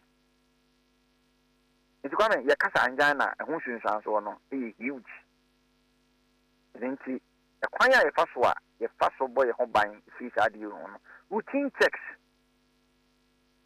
Kwame oba hospital now say en check wa koma anase wo pressure wo diabetes ya Kwame routinely no you need to check your heart level oba dawa ya send echo electrocardiogram machine Kwame oba endpoint ya yedi si wa koma no so in less than 10-20 minutes ya try akoma na wi checking the rhythm the electrical movement of the heart that the akoma ni and the size of the heart so what kunya akoma ni yekesi a Kwame will be able to tell you cardiomegaly akoma no na bia ntoko bia bedi demu ne honko no ba we should be able to tell you akoma ni ntimi nya ina blood ya Kwame we should be able to tell you because it will affect the rhythm of the heart that the akoma movement in it no both affect no it Kwame these things are preventable na empembebre no ano so wo de wa mechetimpo na wonya hu any of the sign so obo eye woten obo ne ya wo ya esi wachi so jaw na so shoulders na afi Kwame why e bete wo se wo ho asade all of a sudden no infifre bi tew so wuti air condition mo pa Kwame afi wo se wo lusu ties afi wo se won sa ukra de mu kra na de ne age ahefo obona ye ma ase pressure bi na da wakoma no so wabu akoma no ase de kuma bi na edwam ga wakoma na ase de yasom obi asakoma no wo twa akoma no abonya hu sa de wi sia immediately and also call for help, a emergency situation. You rush off from the hospital. And I show if you who Emma Watadiano, you lose your Tadiano, Emma would stabilize here. The next thing, do you know? Tadia will say, within a matter of 5 minutes, it's Miku. The money is dangerous. Oh, yes, I do within 5 minutes. No, guy. The Jawa Sanoa, you be Amzanra, and Kwame D, and I will be good many elements with me. And I'm there, Kwame. It's throw. In Nikwasa would not connect your paper. Immediately, no, you need to rise to a hospital. Mammy say, I am the cry. Sai, you know, and Johnny, can it be treated? Yes, sir. I mean, yes, it can be treated. A sign of a Akumayadi. A mild sign of a book of Akumano, open Biaba. It's coming. Open the Biaba, problem be a Sumbia. If you can lifestyle be a old chassis leading, and as I say, Akumano, and then more maybe be a furniture angina. If you come in, you can easily reverse it. Sometimes you don't even need medication. When you have bunny cascan near, yes, I need to tell oh, child you with a woman, and I say, Usmuki, again a Usmuki, and I say, oh, stress level, to say, and now the BP goes up. So, it immediately know we will be able to know the cause of the problem. Ni akre estimate to asema because come and on the sign and BP no nko ba no one way ya unye medically inclined and now unye a doctor you find it very difficult to be able to differentiate to say your pressure and your sa na say ya komana na yesa but these are tests you can walk into any hospital same point your hospital test road see what committee 22 Kumase Konoma Buenya Takrade. You can just walk in and say, I want to take a scan of my heart. Within a matter of 10 minutes, come in. You bonus is here, you bono, the machine, no, it's you bosoni home conva. The scan is here, they are printing out. It's one who said Wakuma, what the one who said Wakuma and the movement of the heart. Now, Doctor, no, what the one near itself say, okay, said that man, this is a normal movement of the heart. But what do you know? I couldn't say, do be a commano, 18 years a day, a guy bonoa, one say, not a bon, movement in a wobble movement of your heart. Into wobble, we are near try better check a dear Nama, Sakman to me, and yet to make it, and a dear Nama, commanding to me, yet to make it. Now, come immediately, no. Because when your heart stop beating, the whole body stop functioning. It's as simple as ABC. Wakuma, if it stop beating, Akumano is such as a say any year to me, and into doctors. You can see who should be one. Young Kohen, young ran one baby, young ran a nine. The action Akuma. If you want to find out if somebody is dead, you can say Akumano, a year Jumana. Yen rese enipa no betuma didi wo betuma di fufu ana enipa no hwa yese ana se ni nipa ne tie ne ya no a simple thing ene se obehese akoma no ye adwuma na eni nti wo to check akoma na stop it na ye adwuma yi a na kwa mo hu se nipa no o ya ben ni meka iti akoma no de Kwame ye ntimi we cannot joke with it. We can't joke with it.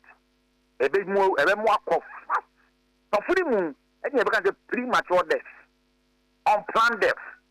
Therefore, on assume that therefore, Kwame, Obiano, a baby Obia shock. That is how it comes. Once it stops, nothing can be done. Nothing can be done. Kwame, the man will be end point to be part of the Abia. Shoku Yabie, you go show your fertility scanning, you go show your prostate scanning, which is free. Lab on 300 Ghana cedis. Come here, super over check na kuma 500 Ghana cedis. Yes, scanning akuma ni na say a year juma year na say a year juma year. This can be done. End point to be particular and which map 0244 0244 8670 60 0244 8670 60 0244 86 70 58. Amen. That's it for you now. Yes, sir, I was Dr. Dubois na moten kan endpoint homeopathic clinic. The number is 0244 86 70 68. 0244 86 70 68. Now, my main for we and for me patro Home Zone Ghana Limited and Sassin Womoton. Home Zone Ghana Limited and Sassin Womoton, me patro TNE. Na and Sassin Womo be on Mia Bebre. First 50 people. First 50 people are mobile. Uti awasase kanyina wie na oma 10 bags of cement. Assassin was started so 30%. Budget. Home Zone Ghana Limited, woman assassin, ebi ope kuma eben Kaswa Township no. Obi o Kaswa Pentecost Center, eben Millennium City. Obi o Apam Junction, Danchra, and also eben Ashalaja, Amasaman. Udi only sikani nyina akora abra.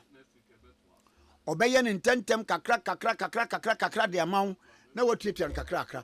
Utiemu 50% ultimisi twasu si dino na treat and kakra. Na Saturday bia wadi nipa ko emom ko hwe asase no. Ko hwe ba bia wo pe na watwusu mia wodo amabo nyina. Enti Home Zone Ghana say entna wo say han mini sikanti na mintim trata say na mintim si dan bra. Obebo am wo si dan. One number is 0244 933 679. 0244 933 679. 0244 933 679. And at 0302 85 44 27. 0302 Accra code no 85 44 27. Me first number no be 0244 933 679. 0244 933 679. Mami for win from Pacho Ferralet blood syrup. Mujadro. Why you boho? Why you weak? Won't me nante? Won't take a crabby and wabre. Oh, iron deficiency. Na what drane Ferralet blood syrup? Hovid Pharmaceuticals akofaba. The essential minerals and vitamins in a wumuma. Iron ka ho. Nti beboa afight sa fatigue na de bia na wabre no afri ho. Se wa yare na afi na ho to wo. Anase se uni moja. De ohia ne energy boost. Energy boost nso beboa no eye Ferralet blood syrup. And I support your body with nutrients ehia pa. And the best part nso no unse no bo awonoma na ama oyafunu esamfo na ye oya. Na we no eyema nkwala ne mpani enti ukọ pharmaceutical shop bi ebe wo bi a bi ya se wo hwe Ferralet blood syrup at your nearest pharmacy na ebebo apa so wo pendodo ato a Hovid Pharmaceuticals our number is 0244 63 1402 0244 63 1402. Oko Pill Care Pharmacy East Legon American House on Subinjabi number near 0599 88 99 72 0599 88 99 72. Empanisi susefan yemwa enkoma yedi ye ye ne eye honorable Ashimo ne lawyer enso so ebidi ehun so enkoma ne atie afa na afa ense de sitie na ansa na mama fa we mfa cho sausage bia ba sausage no ebi ma Ghana hada ye fe kokoriko sausage na ye de chicken na ye nti ye kokoriko chicken sausage Izako Limited or Tema Fishing Harbor and Omaye na anuncio de womo de nampa any tasty spices just anyama would guguma tumudi ete and de aye kokoriko sausage na unim yemfa artificial ingredients bi enwum there bi etim pamchow so wo ye breakfast bi a wa toasty bread bi wa chiwko sua bi na wanya kokoriko sausage pa for lunch and now breakfast and now quick snack beer a boss pa kokoriko chicken sausage a perfect choice for wo when we busua and na esaso so nyam fiamfian ni bia and ya chem 6 ubetumi and 6 nde na 6 china na kokoriko sausage uko ba bia oton yi bia pacho busa na Izako Limited omotema fashionable eno makofa ba omo na yak building nim na wo mo numbers ye mienu pacho ti 0501 58 26 58 0501 58 26 58 and 0501 66 13 21 0501 66 13 21 Kokoriko chicken sausage, all natural choice for a healthier taste. Idamasi yanko lawyer Gideon Tete were a counsel for Honorable Ashimo a NDC regional chairman Emma Greater Accra region. Council Memwache. Yo, me da say, me big brother Kwame Tikese Nkrumah. Dida boko die. Boko obra na muso Nyame adu me pa. Say kwa de say ye confused. Kwa na anu me wo na honorable so kura frame me no so tukwan. Woni me didi nkomo bebre na nkomo didi ye no. Na o say wo hunu wo social media say nkrofo so no akofro do obi. O kyerɛkyerɛ na sem mu no. Lewum say nipa koro na afro do no. Eti ne paper no wo fa we ya we see the new publisher NDC's Ashimo ran to court. I'm a victim of 3 million fraud. I'm no teeth. Nature say paper no say and we a Monday edition no. Honorable Ashimo they are court to say me and will be a mbukata. Sabi me two me bombra me kromfo. Wo fa the Inquisitor, and also on the same Monday edition, Greater Accra NDC chases Ashimo over issues with Singaporean. Was saying here, Greater Accra for the Agunu so, FR oni Singaporean be in issue. So, Wofa Daily Analyst on Monday, Ashimo in court over 2 million investors calm. Nature said, and also me kind of last one, quite also maybe.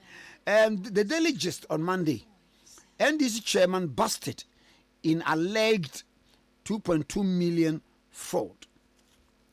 Asemi wadaruma said your client no what be down say no pencil yani to you can atena ha so adi nkomo enkomo no pa no pe de your client ka kire wo no first of it ni say yo me da say e metia etiefo asem we die sisia no ye wo taking a criminal action and a civil action on the same way.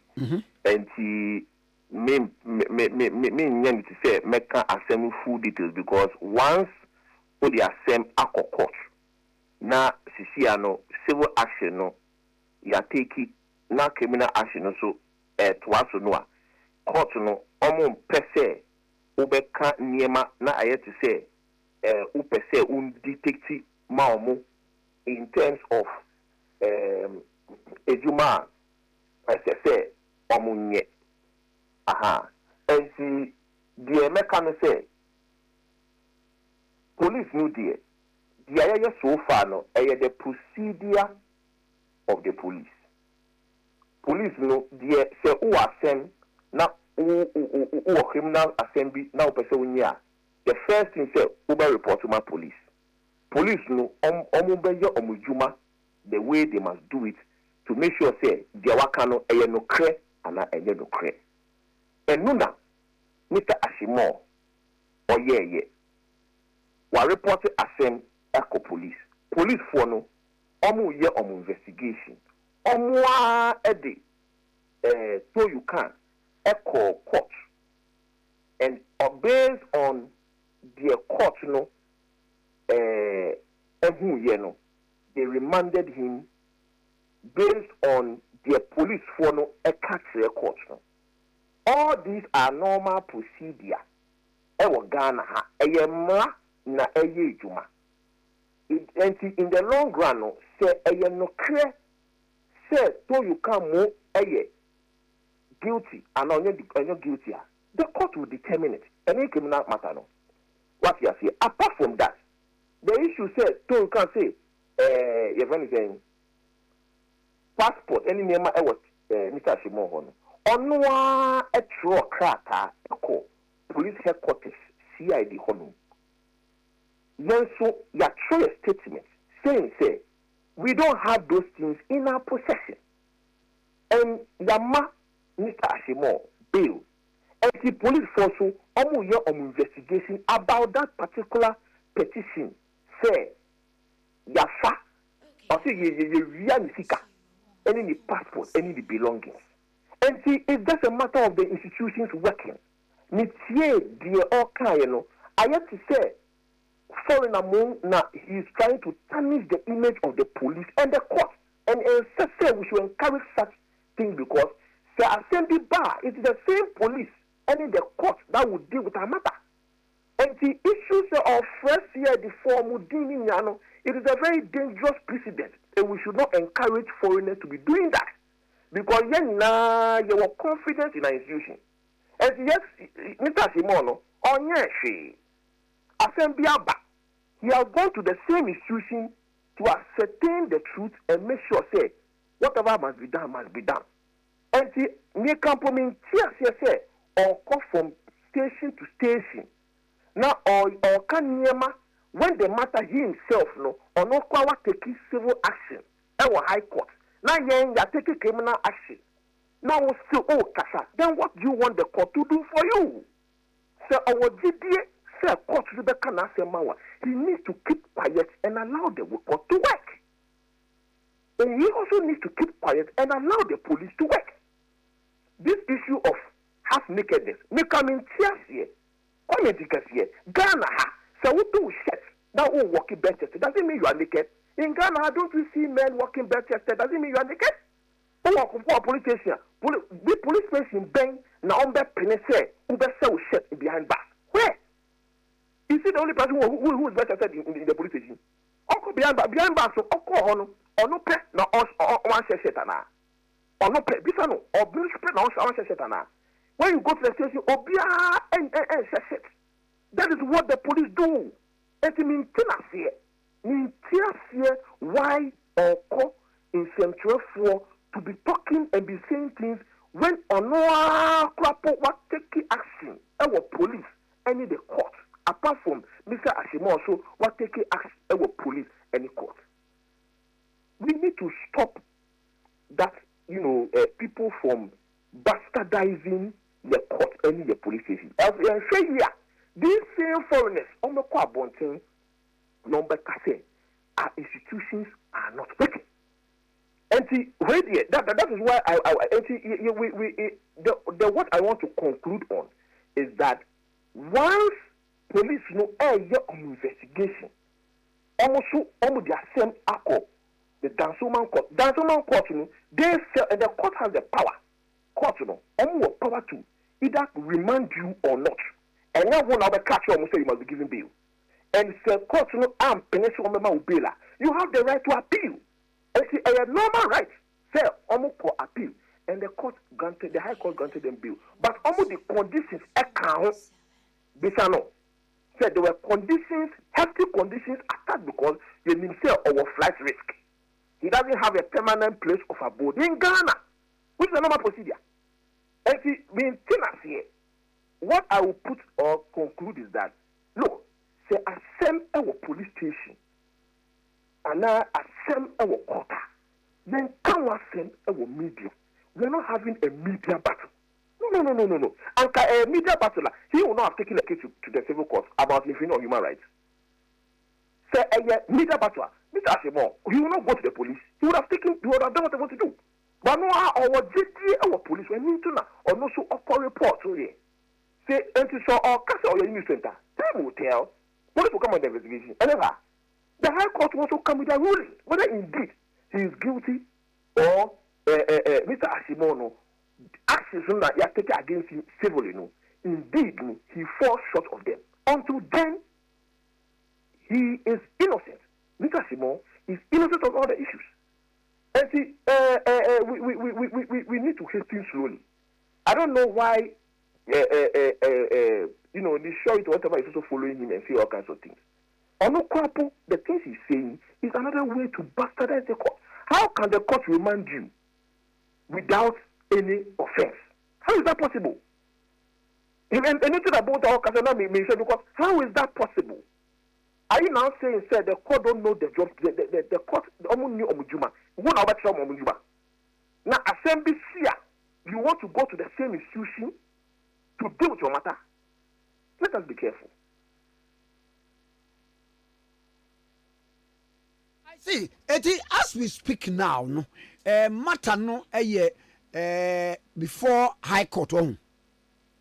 Assembly Bako High Court. That is the civil action Mr. Toyukan on Noah Akye. Yeah. Okay. Then the police have taken the case, taken a criminal action. Yeah, the circuit court. They remanded, because police say, they are not done with the investigation.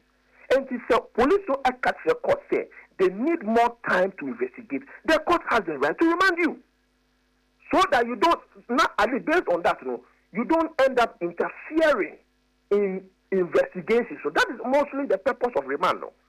And so they say court matters they are remanding. There are reasons behind remand, so that at least police form to take time. No, may take investigation and stand out about, so that at least young say evidence for interfering anything. That is how the court works. And to see, I say, criminal and civil court. And civil, his lawyer has taken. Criminal, the state is the one representing, and is the state that is representing Mr. Ashimo because a criminal matter. Yes. What you have here.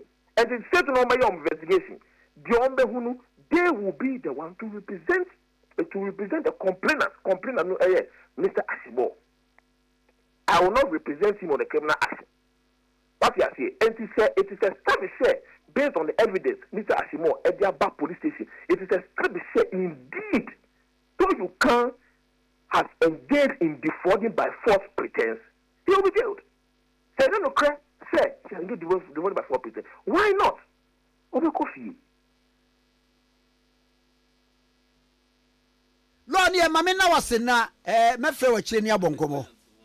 Yo, me that. Nyamin shraw pa. Lawyer Gideon Tete, counsel for Honorable Ashimo. And I no atwen for the K101.7 so ni. Na efia now we interpretation no baby wo wa anwie nka exam nka wa twere 70%. Last me pese ye de ani to you can ye no. Me pese interpret na yetie. Okay. Of last part no. Na o kan se ne krakra ne sen a o kan se opese mra no eye adwuma na please enye fair pepepe ye mram na Ghana ye court so nka no kre na nka anye se ne half naked picture ya Ashimo twa de ko send ni nuan e Singapore ma wonu so ti a Singapore aposifo na so afi e ko ye se omu hun se kidnapping case ma ko wi ase Interpol abam ni ade ya na tesen ko wadi na wotwe enson ewo Ghana cells police cells a yentie nanum asem bia enti wo hwe kwan se emra ne ebetima ye adwuma na ofose bibia so nya ne ya se ya kasai ne niema nyina luggage a wo de baye ne Singapore passport eka ho ni nyina e wa Ashimo age ne niema ni nyina na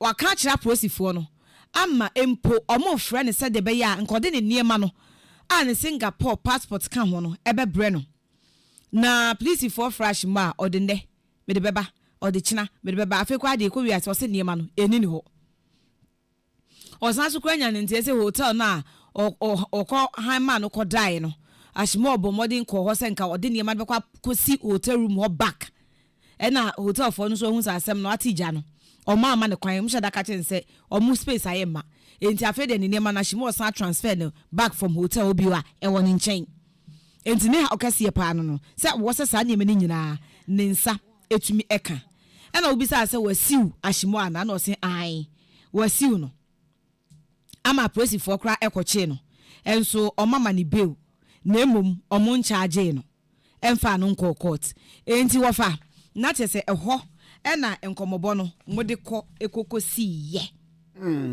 we dey near beto asre yewura esiedum rampem IGP okay se na dawruma ne niema ndie o man nsanso ne passport nyina ka na o se ni nkyeremu no o kyeremu di posifo ni bi nsusu yo enom ne ade na monhwe na monfa de eto eda enna afekwa do se ashima akọ issue disclaimer so onim ne ba bia asem ni nyina please for bema IGP bema the ana misro ni se munim ye ne etetu kwan yi Singapore ba bia meta akọ nyeske bi na mpese mjimani a okay mete se onko ka se u describe ba bia akọ a mete no o tina no ka se ne you know how to chill you know chilling pa clacky hono a guy me ba jo anya live band ba ko wow say restaurants sports num ni ade na akabom bebrebe there is a well e kwa timi ko tena ano na krofo ye na omo clacky hono obi ne dofo mokwa na mo pese mudo no emu chie pa na omaye love arch bi ho okay na ma kanta magu credo so na ma lock no wo sa ade nu to key atu nsuo nu wow yeah na ma to key atu nsuo nu I see na credo ne bi a ma twetwe na mo de bi abo ho nto kwa nkofo de bo ho bebre nkofo di do chese ye ka chile na wow clacky hono chile wo I see chilling wo pa na eho Singapore fair for that chan Kwame ya fa meko me do be ko wo fe pa na wonim se eho no chingom mamenganza chingom ngam wo ma yemra se uhia prescription sa na ware na fa meta ta ba bia ba ha se sia mi pia meto pk na meto mentos o wi a na wo dispose of all the better he isn't that be my petty should be there to na be to na dodo se na be pet that's be bebre so better be phone say otia table otis so dey atare am better ya see a ndẹ no kre krono ofe wow na ofa ti ho bi onti ya ma me permission e mean me to gam onwe there be mra ho na krono ade sa esoja wow it's light you know ne ho efe wow ena eho wada no it's ye heya but what family taso nti se nkofo ka so mo ko ho kra o na ni ade je so ho ko wa no abosu mu odu sound hwe wini ska nko ni ofaji se mo adifo ya then try it anya adifo ye primafo mo primafo mpa no osikani yo ni primani aduane ba ko a wo beto bi a morning no bi a wo beto bie ne bi a emo wo access to bie nyina oh yeah I see Singapore for no wo mo life no e wo high wo mo gi wo mani ayo enti bia na omo with shrimps with many ade plates no ni ade ni nyina no e bia won sorry no e bia 55 to 60 Singaporean dollars e was so wow almost living also enu ye waduane ba ko awudi aduane ba ko anopa ni boarding a t-shirt ya a share produit ubenya bi kura bia be $170 ni of almost cost of living ye high say din na Singapore Singapore ampa me tantis because the one ka say e ho afa ho dem kan pesa meti se kofo ko ho mfa ho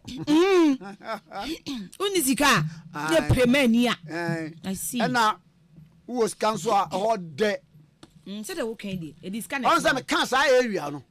Also we nim chilling pa. Let's just say at the 4 years ka 4 ne ko. Intina making at the 4. Na ayi ka 4 prema 4.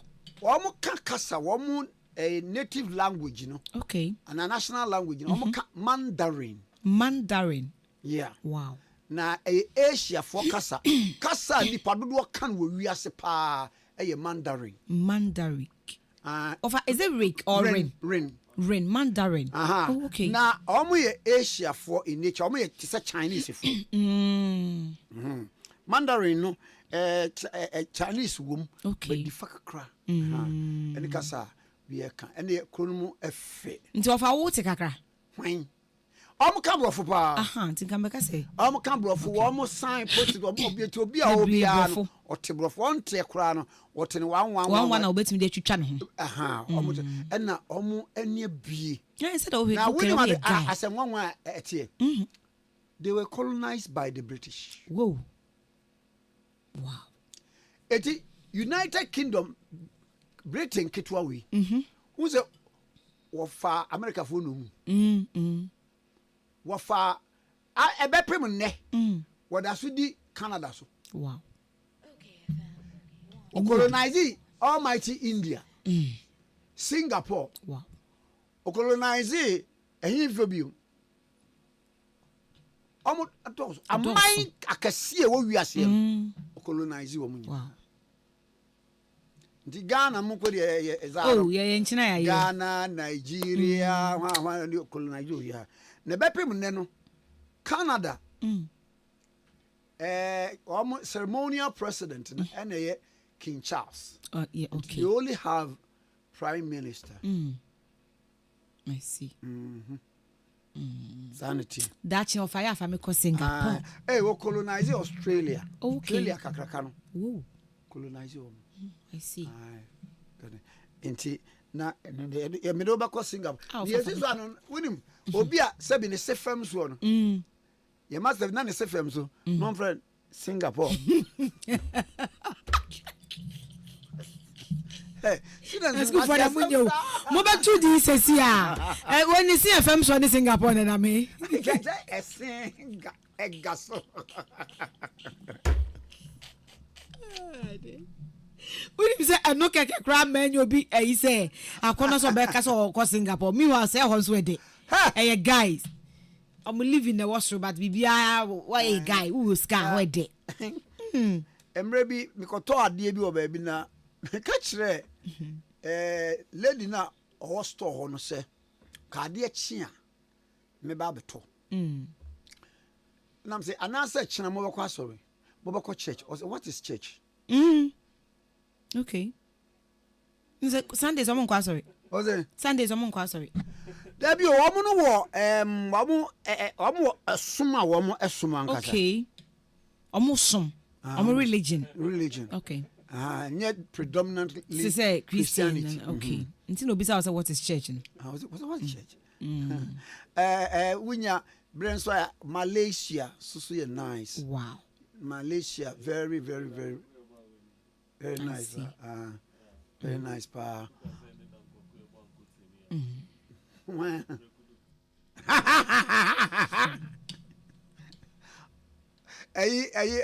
Upon Buona. Who there? Oh, yeah, dear Biana said, the soft chief. And so the church or Jiji Humano. Who's a well educated power couple of power. Anna, one day will be sex video. Abana or introduce what Cherapano. And when I say, nation. Me hunu ma mini sex video. Enyam saba ya kan ma mini sex video ni said. Wo ba hwe ba buru mu no ko sex video.